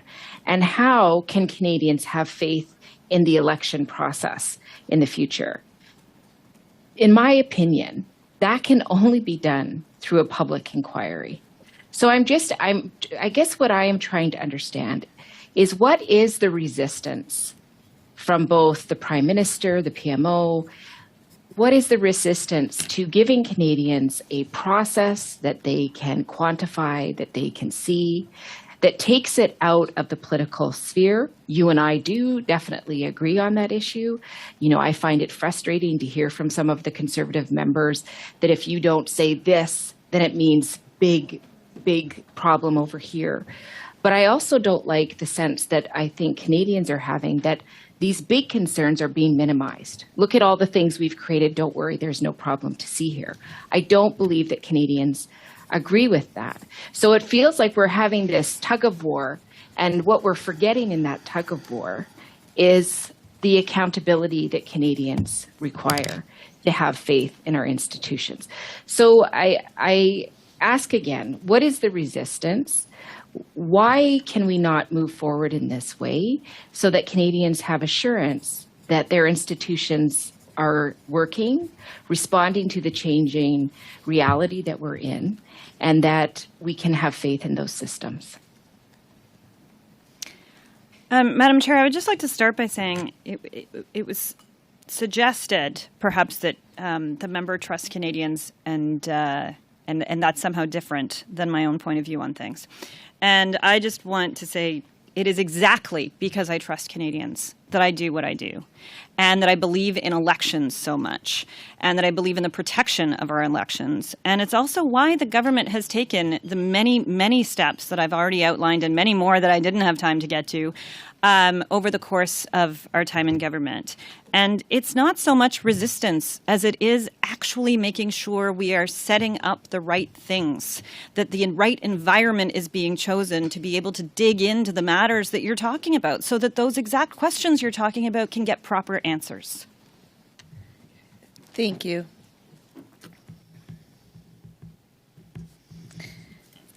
Mrs. Thomas.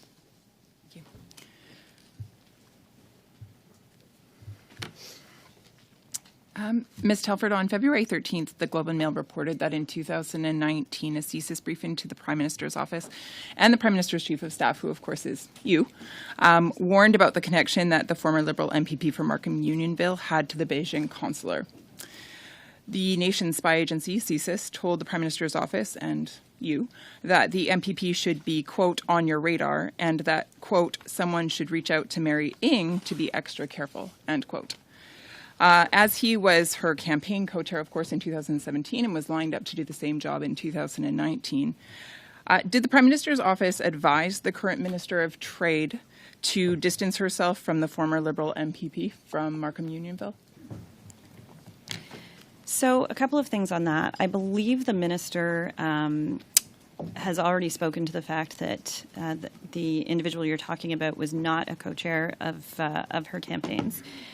Two, I can't get into, as I've said before, I can't get into the specifics of what you're describing as to whether it did or did not happen, whether we were or weren't briefed on it. But what I can, just to take a quick step back and try to give you a little more than that, is it's okay. Memos, though, I'll usually move on to the next don't make question. those recommendations. So that might be helpful for you to know. Just for clarity, he was in fact her campaign co-chair in 2017, so you cannot deny that, and was lined up for 2019, but then promptly dropped within a matter of time of this report being released. So that's just an interesting fact for the public to consider. I would also remind you, Ms. Telford, that you do have the ability to talk about the extent and the timing of briefings. And the reason I say that is actually because intelligence and security expert Wesley Wark, who served for 2 terms in the Prime Minister's advisory with regards to intelligence and security, has said so. So if he says that you can provide those details, I'll take his word over yours. So let's just start on that platform, shall we? No. I'm going to pause your time. That's great. I'm Thank you not for sure pausing what's it. happening here. And I feel like we've been doing a really good job. I was actually saying that because the line of questioning's been so fruitful that perhaps we should try to get in a little bit of extra time past 2 o'clock just to make sure that we do get the information that we are requesting. As I said at the top of the meeting, as I have repeated, this is not a courtroom. It's a Procedure and House Affairs Committee where members of Parliament sit and we do important work. Comments are made through the chair. And Mrs. Thomas, as someone who has chaired committees very well, you know very well the important work we do as chairs.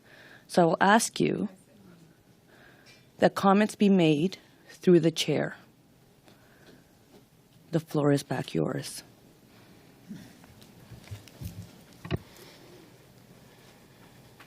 Through the chair, did anybody from the Prime Minister's office or the Liberal Party headquarters relay any information to the current Minister of Trade regarding CSIS warnings about the former Liberal MPP from Markham Unionville?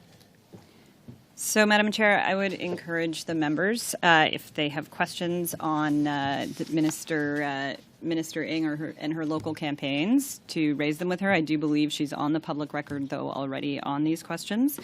And I'm not sure things were laid out the way I understand them by the member in terms of those experiences.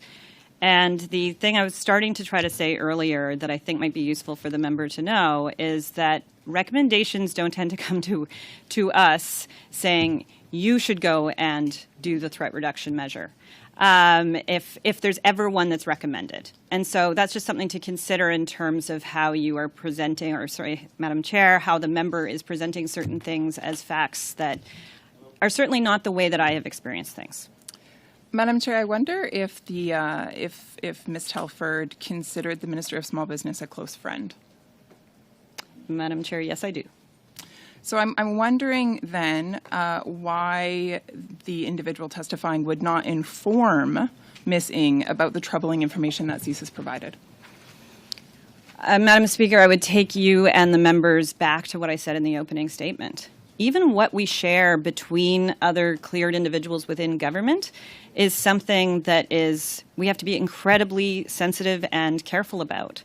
And threat reduction measures, if they are deemed as something that are necessary, is something that security officials do, not political staff. In June 2017, at Ms. Telford's request, the National Security Advisor prepared a document entitled, quote, Memorandum to the Prime Minister. And a draft of this memo was viewed by Global News, and it states that Beijing agents were assisting Canadian candidates running for political offices. I'm wondering what prompted Ms. Telford to request this memo. So as I said in my opening statement, I ask a lot of questions in a lot of meetings, and sometimes my name also gets attached to things, even when it's not coming directly with me, I have learned over time. But what I would just say, Madam Speaker, while I can't speak to the specifics of this memo for the reasons I've said previously, my understanding through the reporting is that this was an unsigned memo, and it's particularly strange and not my experience to receive unsigned memos in PMO. So I'm wondering then, through you, Chair, did the Prime Minister receive the memo? It was requested. Madam Chair, my previous answer stands for that question as well. The previous answer was that the Prime Minister receives and reads everything. I don't even know what's happening. We're doing so good. So we set a timer. The timer beeps at the end of a round. I've shown leniency that we can get you an answer beyond that time, and then we continue. I can ask to see if that timer needs to be louder, but it's been working so far, so I feel like we're in a good spot. Mr. Turnbull, the floor is yours. Thank you, Madam Chair, and thanks to Ms. Telford for being here today. We've had lots of good testimony at our committee, including yours today, Ms. Telford. But one in particular that I would like to quote was the CSIS director, David Vigneault, who stated, and I quote, "What I can say and what we have said publicly many times over the last number of years is that actors who are engaged in foreign interference against Canadians do so at all levels of government, at the federal, provincial, and municipal levels, and they are doing it across party lines," end quote. You made a similar comment, I believe, in your opening remarks, that foreign interference really affects all levels of government and all political parties. Unfortunately, I think in our proceedings and throughout many months now, we've seen a highly politicized environment, which is unfortunate. And we've seen some members of this committee indeed try to use this issue to score cheap political points, really at the expense of our democracy, I feel. So, Ms. Telford, do you think that Canadians are really well served by those trying to make this into a partisan issue? No, I don't. And I think there's a lot of... And I've seen this obviously at times, but not as much as I think we would all like, is to bring this into a non-partisan arena, or even a multi-partisan arena, right? I mean, that's the interesting thing in terms of some of the mechanisms that are in place that this government created because there was nothing before this government, certainly nothing anywhere close to the things that this government has put into place, is that one of the mechanisms, NSICOP, is multi-partisan. So I almost think of it as nonpartisan because the work that comes out of it and the way in which they operate, it feels that way, in contrast to sometimes what we see in other places. But it is actually a multi-partisan place that is all parliamentarians with full access. They are cleared and get full access on the subjects that they are studying.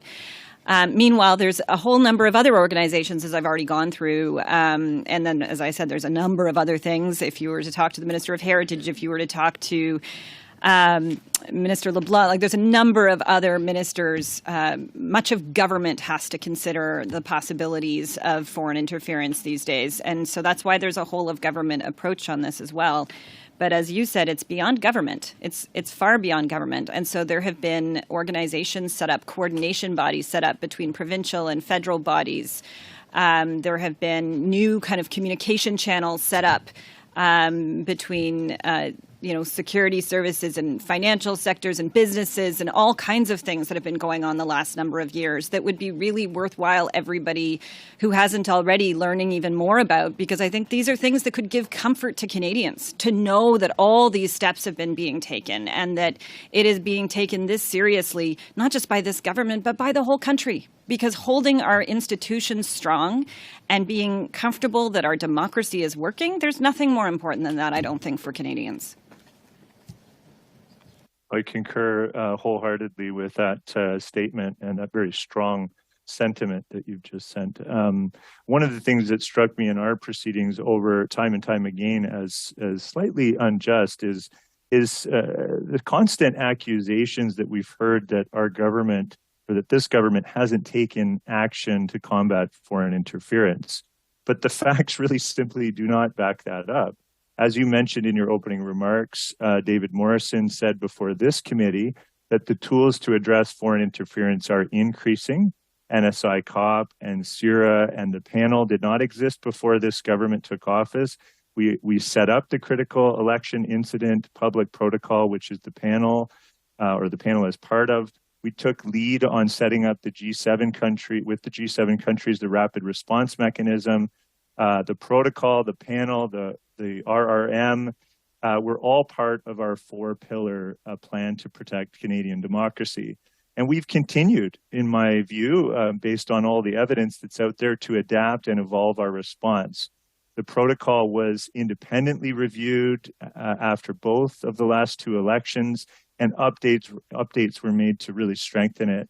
These are just a few examples. You've cited some of them, and I think we could all list many others.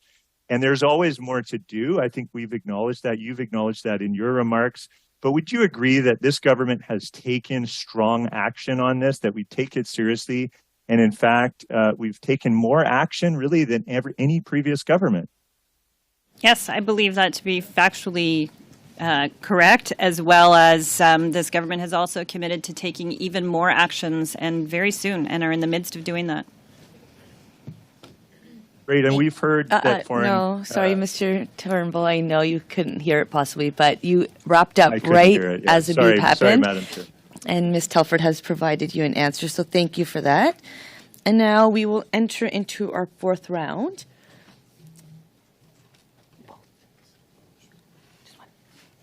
We're going to start with Mr. Cooper, followed by Mr. Zuberi, Madame Normandin, Mrs. Blaney, and then I'll get you 2 more names, and that will bring us to an end. Mr. Cooper. Thank you very much, Madam Chair. Ms. Telford, through you, Madam Chair. 10 weeks before the 2021 election, Bob Soroya, the then Member of Parliament for Markham Unionville, received a cryptic and threatening text message from Beijing's Consul General in Toronto, suggesting that he would no longer be a Member of Parliament after the 2021 election. Were you, the Prime Minister, or anyone in the PMO briefed or otherwise have knowledge about that text message? Madam Speaker, Madam Chair, I can't speak to this information, and I can't speak to that information. You I'm sorry. can't speak to the information because you don't know? Why can't you speak to this information? No, and because, as I said before, as frustrating as it is for all of us, I can't get into confirming, let alone denying information and going beyond the bounds of the security heads who were here before me. Well, I find that very, very interesting that you will not confirm whether you have knowledge of that text message. Do you have, I'll ask an even broader question. Do you have any knowledge of interference by Beijing in the 2021 election in the riding of Markham Unionville? I can't speak to specific pieces of information. As you know, I was not the cleared representative during the campaign. Sorry, as through the chair, the member knows I was not the cleared representative during the campaign. But in terms of what I have been briefed on subsequent to the campaign, And you will have seen a lot of this come out of the review of the panel's work during the 2021 campaign. So broadly speaking, yes, I have been briefed on attempted interference and influence during the last elections. And that occurred in the riding of Markham Unionville, yes or no? I can't speak to that, Madam Chair, in terms of the specifics. Another convenient non-answer. Ms. Telford, through you, Madam Chair, when I asked you in my previous round about when the Prime Minister first learned about Beijing's interference in the 2019 election, you didn't answer it. You said it's part of an ongoing conversation. You conveniently refused to even acknowledge your knowledge, your familiarity with one of the very few documents that has been produced by the Prime Minister's own department, the PCO, dated February 21st, 2020, that spoke about a subtle but effective interference network in the 2019 election. So, in the interests of transparency, Canadians deserve to know, when did those conversations begin? So, in the same efforts, Madam Chair, of transparency, conversations about potential election interference, attempts at began long before the 2019 campaign. That's why steps were taken actually to protect the 2019, and then more steps were taken in order to protect the 2021 campaign. And I think it's really important that it be said in this committee, because it should be said as many times as possible, that experts, very senior, trusted public servants have come out saying that those elections were fair. Madam Chair, no one is disputing that the overall outcome of the election in 2019 and 2021 were not affected by Beijing's interference. But if even one riding was impacted, that is a problem. You acknowledge that there was interference by Beijing in the 2019 and 2021 election. I hope you at least acknowledge that much, Ms. Telford. Madam Chair, I assume when the member talks about Beijing all the time, he's speaking about China foreign interference. And yes, I have acknowledged that right in the opening statement that there was foreign interference by a number of states, and that's written into the reports as well. Very good, Madam Chair. Then, Ms. Telford, through you, Madam Chair, the advice of CSIS to the Prime Minister is that the policy of a government in response to foreign interference should be grounded in sunlight and transparency, and that such interference be made known to the public. That was provided in a briefing to him on January 21st, 2021, another one of the few documents produced to this committee.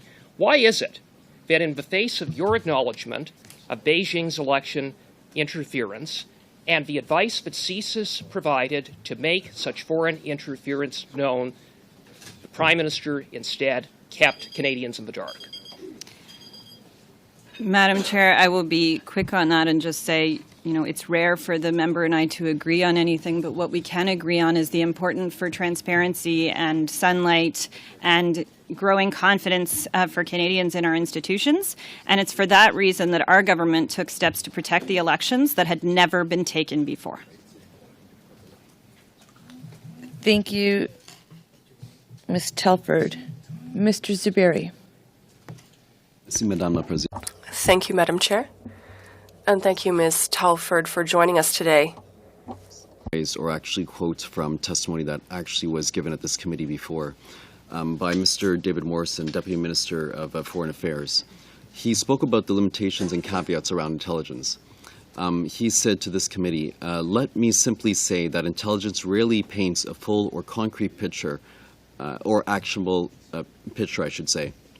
Intelligence almost always comes with a heavy caveat and is qualified in a way designed to caution consumers, such as myself, he's referring to himself, the Deputy Minister, from jumping to conclusions, while at the same time helping us at least to gain a little more awareness.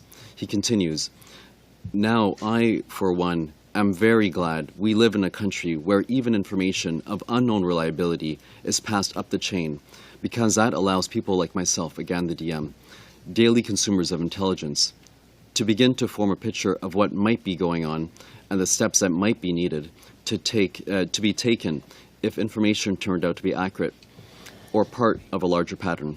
He continues, but let me say it is extremely rare to come across an intel report that is concrete enough to constitute a smoking gun. Intelligence is much more a game of disparate pieces of information, many of which don't seem to fit together, at least initially. He continues, in this context, I would like to make a final point. Intel that gets leaked is taken out of context. For example, a report from a single corroborated source. If that report instantly becomes taken as fact, this can be prejudicial to Canada's national security. There is nothing our adversaries would like more than to divide Canadians and to call into question our very institutions that keep Canada safe. I know you spoke about this in your opening statement. Would you like to elaborate a bit further on the DM's comments in relation to this and his previous testimony? I would just, and it's something that might be worth, so thank you for that, because I think it's worth pausing on a little bit more something I said in my opening, which is sometimes the intelligence is wrong. In whatever form you're looking at it, there is something that you are, whether it's because you talk it through with others, you're looking at it in a different context, you're comparing it to other things, because of your own knowledge, because of somebody else's knowledge in the room, you know it to be wrong, and yet you still look at it because it paints a broader picture. You still leave it in there because it's useful to even know that there's that information that's being spread out there or that's being stated somewhere for some reason. And if that is taken completely out of context, then no one has the opportunity to put it into that wider context, to know what is true and what isn't true. Also, some of it you need to take time with to be able to figure out its veracity. And that is why we have people who specialize in analyzing this information, who get to know the whether it's from a region or a community, whether it's domestic or foreign, but where they're looking at it and able to become expert in it over time, or come into the job being expert and give us that best advice that unfortunately Canadians aren't able to get in the way that some of this has been coming out of late, but that I'm really hoping that through the good work of NSICOP and NSIRA and potentially other things that the Special Rapporteur will give us advice about, that Canadians will be able to get a better sense of the picture. Thank you. And another question I'd like to touch upon is last month the Minister of Public Safety launched a consultation about having a foreign influence registry, I should say. And this is a critical step that we should be taking, this consultation and potential action on that. We know that diaspora communities are particular. They face the challenges of foreign interference. Diaspora communities are impacted by this. The CSIS director,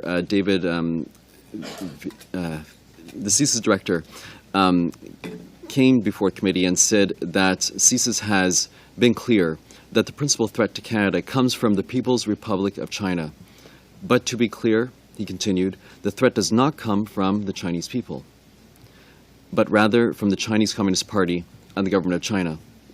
Indeed, we are keenly aware that Chinese communities are often the primary victims of the PRC's foreign interference efforts in Canada. This distinction that he's making between the government and the Chinese people is critical. Would you like to elaborate on that? No, I'm really glad you raised that, and it's something, I mentioned it very, very briefly in my opening statement about the impact on communities, because this isn't something that is only an election-focused issue. Foreign interference is much broader than that, and has been going on for some time in all different parts of our communities, but particularly diaspora communities. And we need to pay extra care that when we are, or take extra care that when we are creating any of these mechanisms, that they are taking that into account on how to protect specifically our diaspora communities and whatever steps are being taken. Thank you. Ms. Telford, I'm sure you're maybe not noticing that we're approaching the 2 o'clock hour. And just because there is just a few more questions that need to be posed, we would like to complete this round. And then we will do just a quick one-off to each of the parties, and then we will end shortly by 2:30. So if we can just, I'm sorry to impose upon you, but I do appreciate your leniency. I know it's awkward for you to say otherwise right now, but I'm going to proceed as chair and just thank you in advance for your latitude. Madame Normande. Ms. Normandin. Thank you, Madam Chair. Just a question, comment. Ms. Telford, there's been a lot of references to the NSI COP for managing the issue of foreign interference, but he said it was very difficult to obtain cabinet documents to do his work properly, and we know that they must counsel Mr. Johnson in the decision to recommend or not a public independent investigation. There is a context where there is funding at Canadian universities by foreign interests. There is increasing information that the Trudeau Foundation had regular ties to the PMO.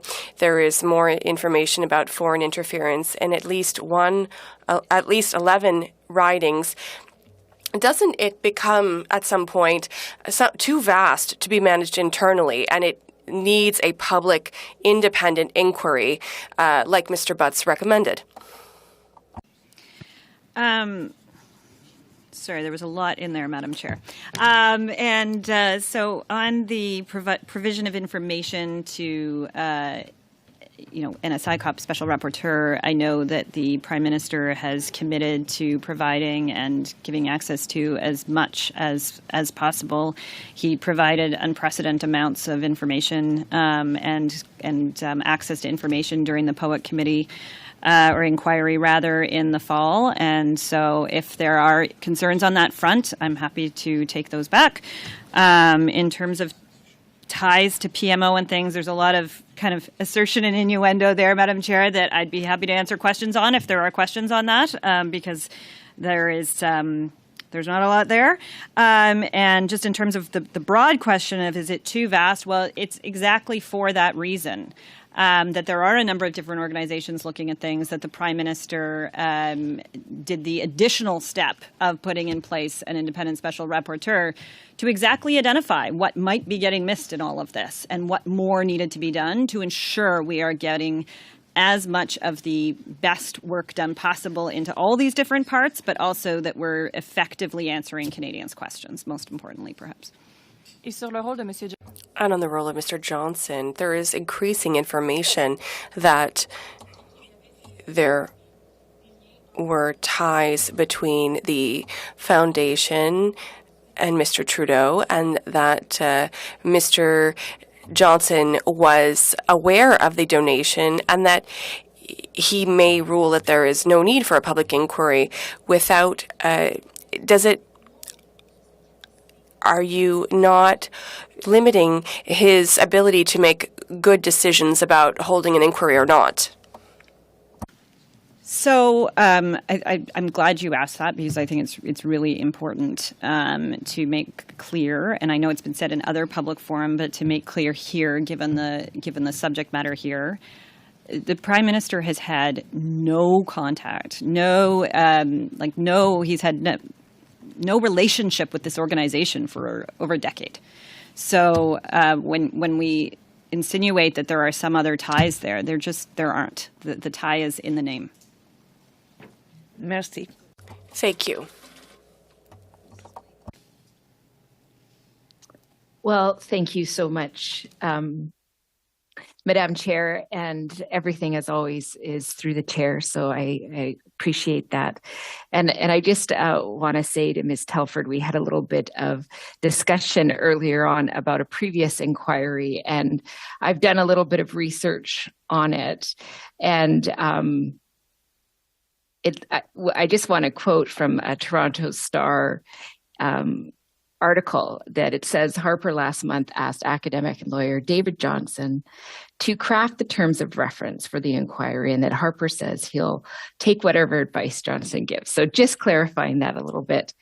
And happy to share that with you if that helps you understand the point of view that I'm coming from.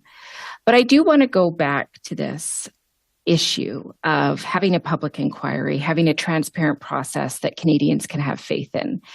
And I'm just curious, there was some questions earlier about what we're seeing across this country, which is an increase of anti-Asian hate. And that's very concerning because it puts people who are in this country, many Chinese people in this country who have been fighting for an extremely long time to get acknowledgement from this government about interference from China into this country. So people who were willing to take that step to draw attention to that issue.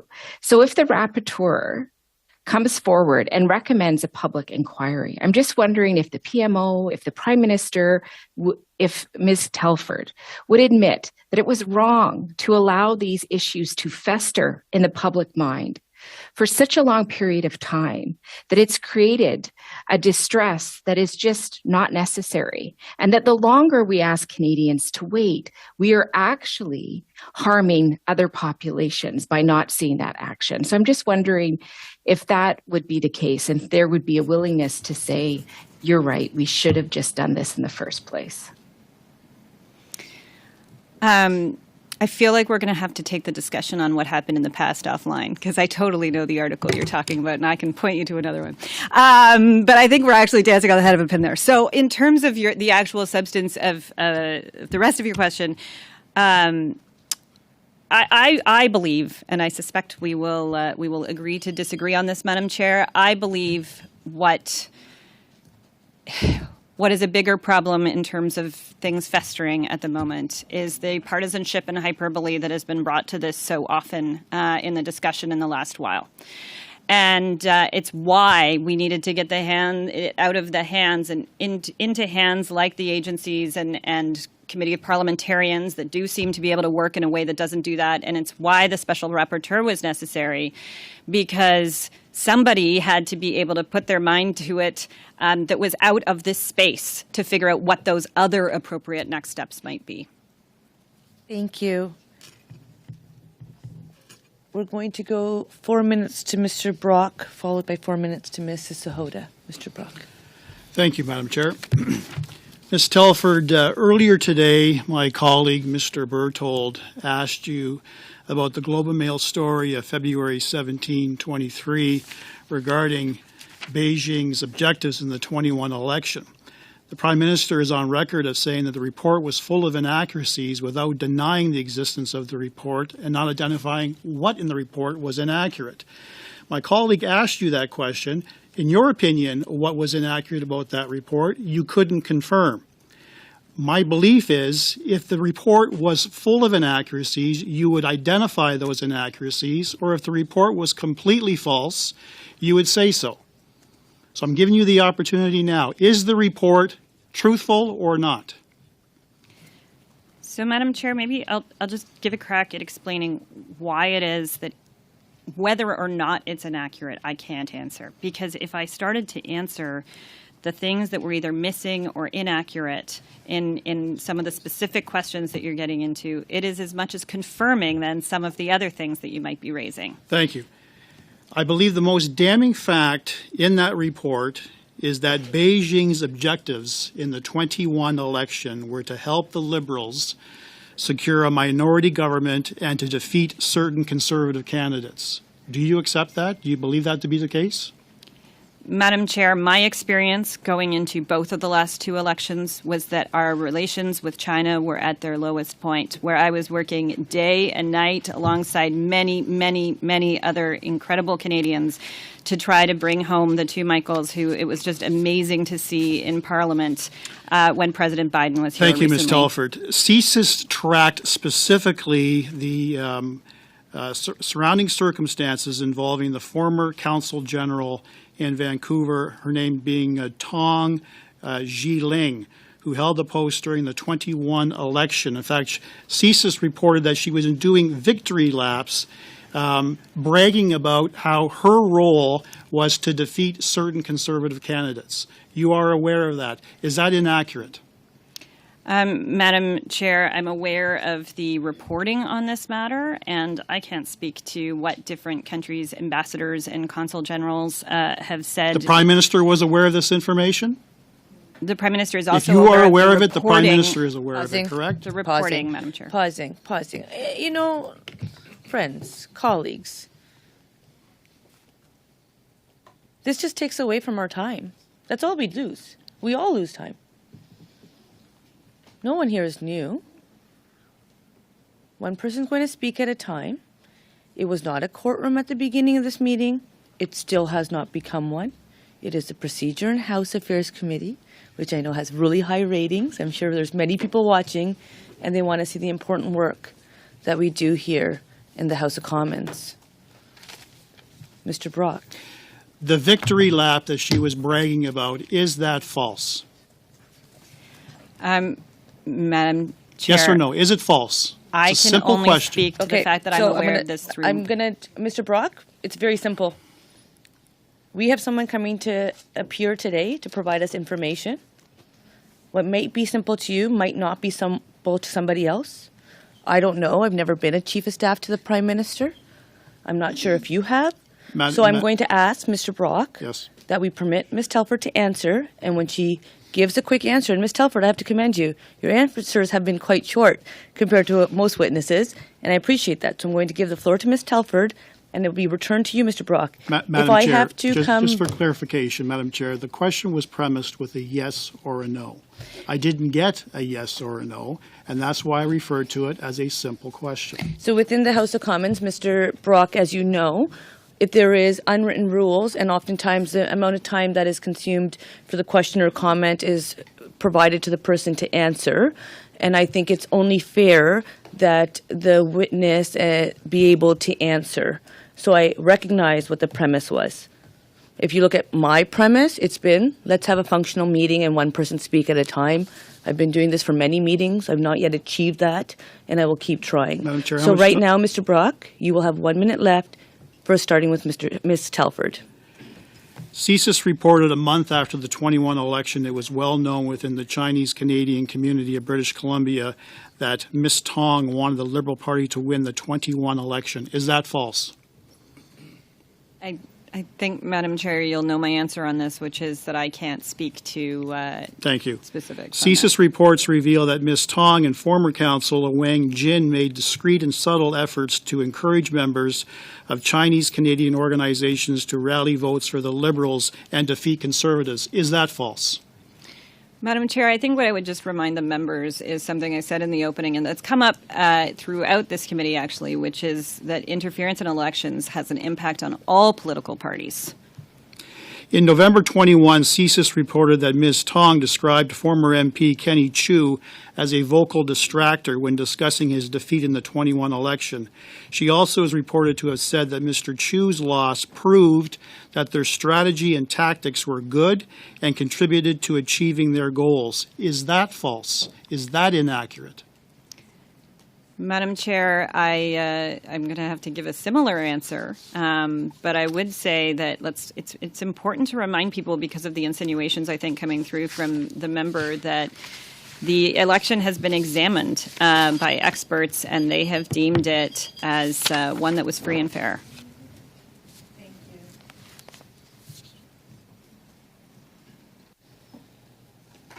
you. Mrs. Sahota.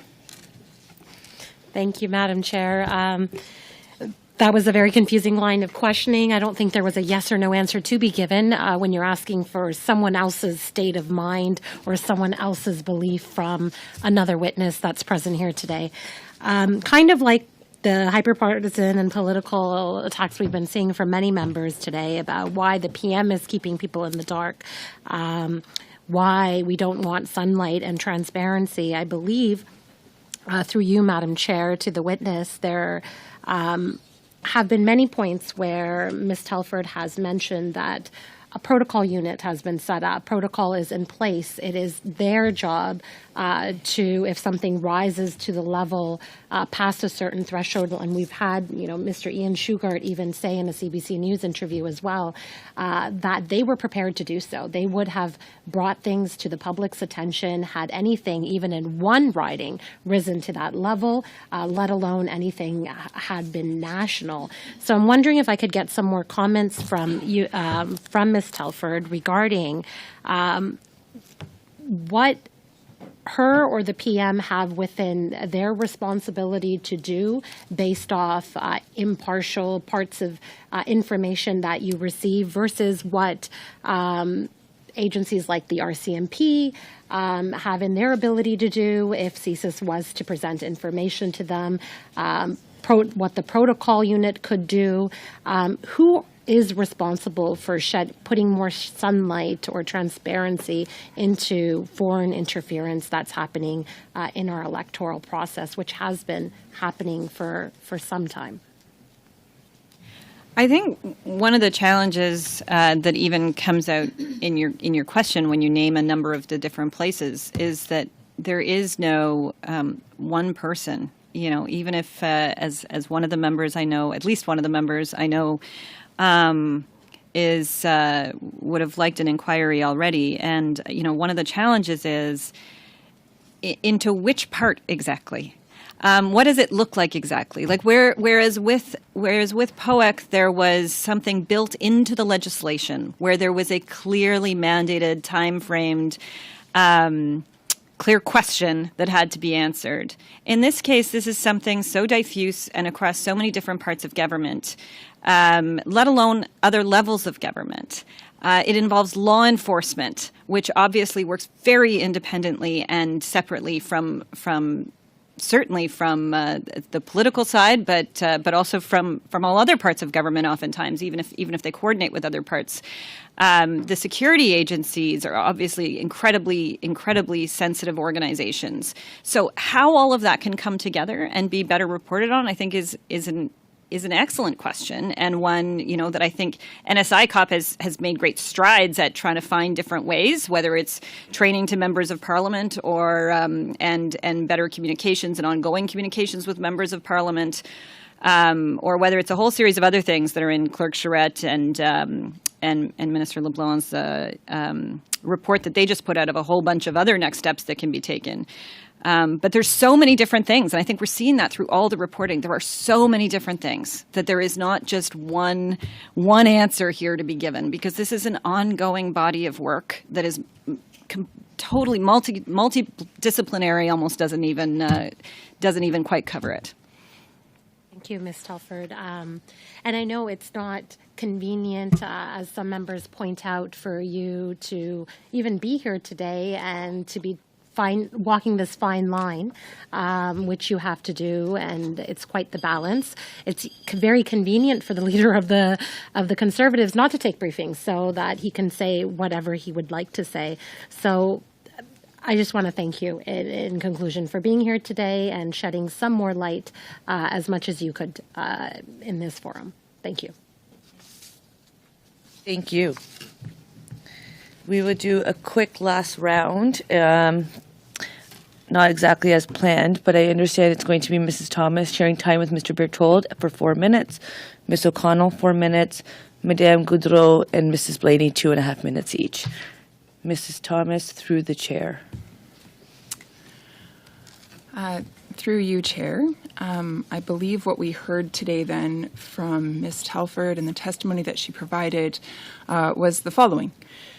Today she was asked a series of very simple questions. They were questions that did not require top security clearance. And yet there was a failure to give proper answers. We asked questions with regards to the Prime Minister's knowledge. We asked questions about the briefings that he received. We asked questions with regard to whether or not he was informed concerning Beijing's interference in our elections. Ms. Telford refused to provide simple answers to these very simple questions. We know that numerous intelligence documents were made available to the media and have been reported to the public.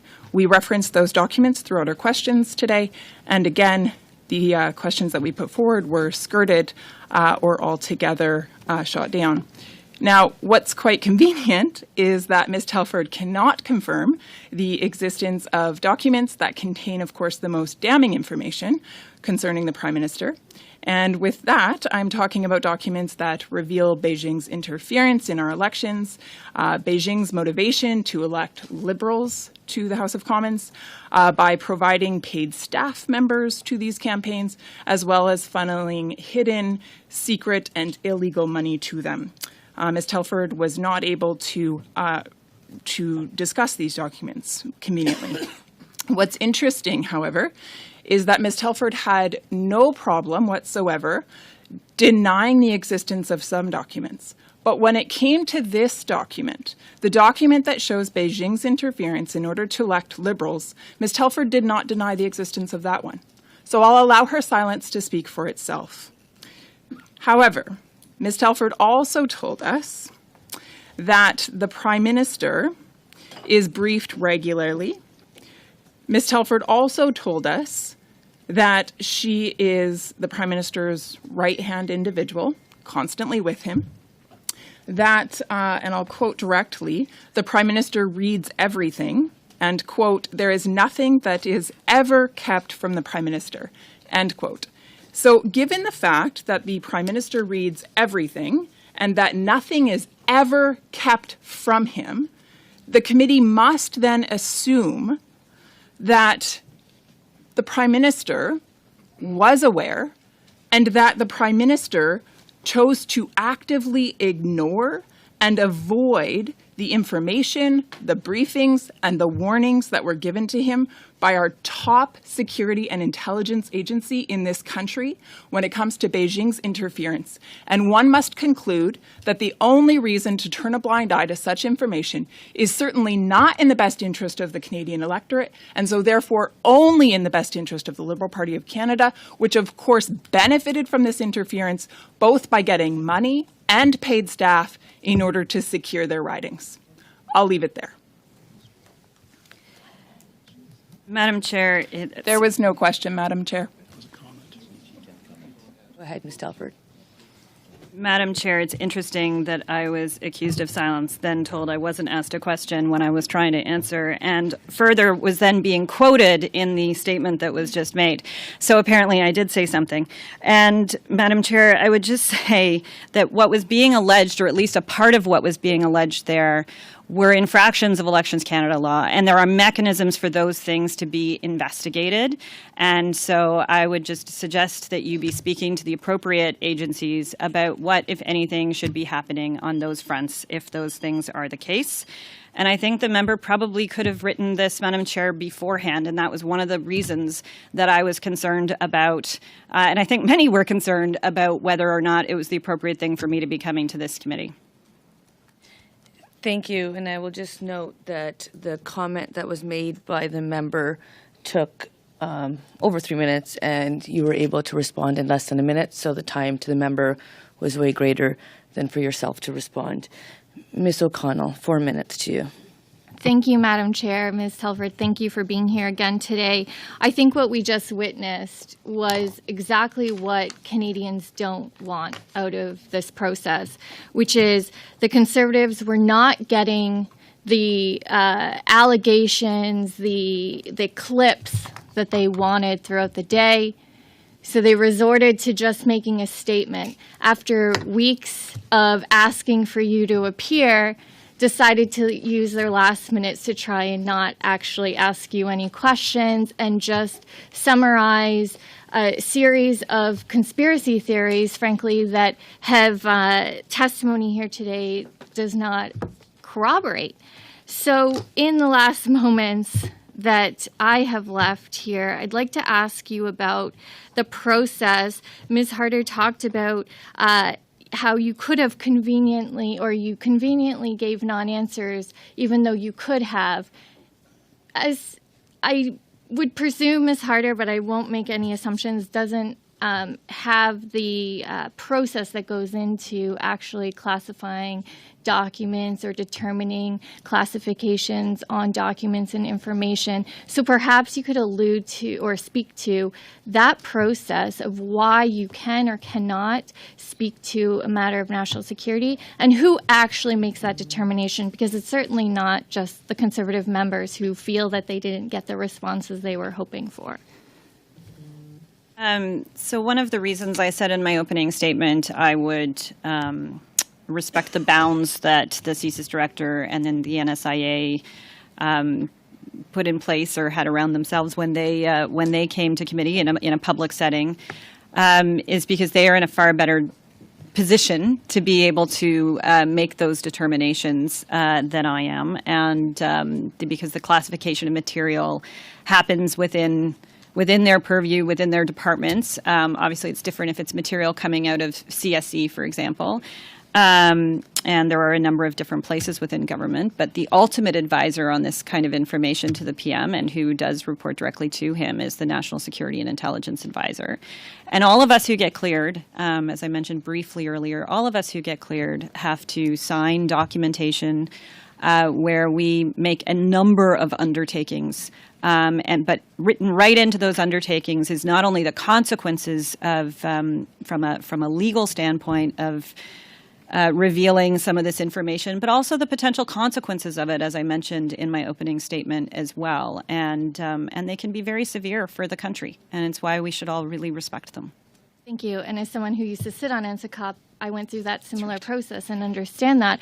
But part of that is also remembering what is classified and not classified, and you have to be extremely careful and why the national security community determines an entire process in terms of when speaking in the public forum. And is this precisely why the critical election incident public protocol is in place, to have the knowledge of the national security community who can take the full picture of intelligence and then provide it to the incident public protocol that are nonpartisan, and then they can properly make a determination on what constitutes the threshold to speak to Canadians during an election, knowing that they don't want to tip the scales in any fashion or even allude to that, but having a nonpartisan body with access to that full picture of intelligence, why that's so important during the election process? I think all of that is exactly right. And the only thing I would just add is that the senior officials who are part of that panel have spent their lives, in most cases, serving Canadians as public servants. And so I think there's reason for all of us to have a lot of faith in the work that they do. Thank you. Madame Goudreau? Madame Goudreau. Thank you, Madam Chair. 2.5 minutes is not much time. Thanks again to our witness, Ms. Telford. 2 questions. The first, given everything, all the information we've received today, efforts to avoid interference in the measures that have been established for a few years now, since 2015, efforts have been made, we agree. But what can we say to Canadians? We're here today, we're clearly defending democracy is not working. What are you telling people at home? Because obviously there are alerts, and unfortunately, there is still interference. We can't deny it. Madam Chair, I would disagree a little bit with just the thought that it's not working, because actually I think the fact that we're all having these conversations speaks to the fact that this is in the public domain in perhaps a new and different way. It doesn't mean that the institutions themselves have not been working. And I think there's questions to be asked. And I think those questions are being asked in a number of the bodies that we're talking about by the appropriate ones. There's ones that do oversight of the security agencies themselves. There's the NSICOP multi-partisan parliamentarian group that's able to look at other parts. You know, there's a lot of different pieces to this, and I appreciate it's complex, but it's complex for a reason, and that's because this is a moment in the world, and that's where I think we have to take that step back from saying we have some specific challenge here that is unique to Canada, and where Canada has to just, snap its fingers and solve this this problem overnight. I don't think this is something that gets solved overnight. I think this is something that's been being worked on for years, and I think it's something that our allies are dealing with too. It's why it was so predominant as a discussion point at the G7 hosted here in Quebec. Merci, Madame la Présidente. Thank you, Madam Chair. Given all of that, given that we're constantly adapting to our environment, how is it that between 2019 and 2021, how is it that Canadians were not made aware of the fact that it existed and that it will exist? Why was it hidden? And why has it been hidden for 6 months? So I would offer two things quickly. One is that there was the review of the panel's work that did speak to interference. NSICOP also continued between 2019 and 2021. I think, and what I'll just say quickly, because I can tell already I'm getting the look, but is I think there was a lot of other news between 2019 and 2021, and perhaps that's maybe why this wasn't, some of those reports that were coming out on this subject were not in the same kind of spotlight as they might have been if there hadn't been a pandemic amongst many other things at the time. But a lot of this work was ongoing between 2019 and 2021 and being reported publicly. Thank you. Mrs. Blaney. Well, thank you. And through you, Chair, I agree that this work needs to be taken out of the partisan environment of Parliament. Why did the PM not instruct Mr. Johnston to set the terms of a public inquiry, then to decide whether or not to even have an inquiry? Is it not true that a public inquiry is the best way to take this out of partisanship? I think that's the first question. I don't know that it is his first question, but it probably is the first question he needs to answer, certainly before, Madam Chair, the special rapporteur is able to answer what a mandate should look like. It's what should the mechanism look like? What is the question we're trying to answer? What are we trying to satisfy here? What is the moment we're trying to meet with Canadians here that can give them the satisfaction that we all want them to be able to have in their democratic institutions? What's the best way to do that? First, we have to figure that out. Then you figure out a mandate. And if those things can already be happening or already are happening through other means and the spotlight just hasn't been shone on them, maybe perhaps to my previous answer to a different question, then maybe that's something we need to think about. So I think there's a lot more to think about here than a binary choice about, inquiry, no inquiry. And that's hopefully what is now happening. And actually, I'm certain it is. Well, if a public inquiry had started 3 months ago, I don't think we'd be sitting right here in this room today, but I'll leave that to you. So my last question, U.S. presidents do have the ability to declassify information at will. In a situation where the government has classified information to clear the air that would helpful if it was declassified without necessarily disclosing sources and methods that would concern national security. Does Canada have a similar process? So I've heard the question. I understand the interpreters are not able to hear the question and that the internet connection might be unstable. So I'm not sure if something else is running on your computer. Did something change, Mrs. Blaney? Nothing changed. Okay. Can the interpreters confirm that you hear me now? You hear my voice? Mrs. Blaney, can you briefly summarize your question again? Okay, I'll try. I'm hardwired, so I don't know what could have happened. Presidents do have the ability to declass information at will. If there was a hypothetical situation where the government has classified information, that if it was it would clear the air, and it would be helpful if it was declassified without sources and methods. I'm just wondering if Canada has a similar process.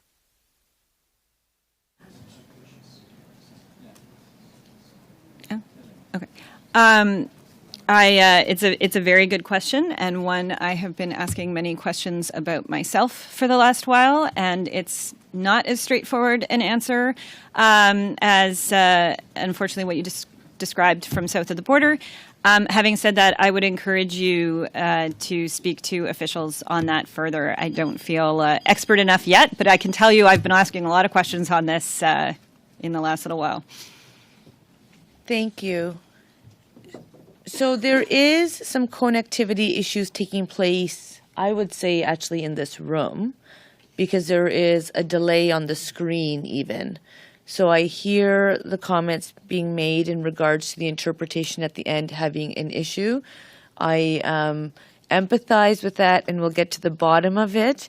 But seeing that we have come to past 2:30, I am adjourning the meeting. I am thanking Ms. Telford for coming to appear today. And just for the purpose of members, Good news. Tuesday, we will be doing BC redistribution during our normal slot. On Tuesday evening, we do have the 6:30 to 8:30 slot, and it will be Mr. Michael Wernick and Mr. Daniel Jean appearing for 1 hour each. We've not confirmed the hour. That's why the notice has not come out, but it will be there. With that, I wish everyone a great day. Ms. Telford, thank you for your time and attention. Everyone keep well and safe. Thank you.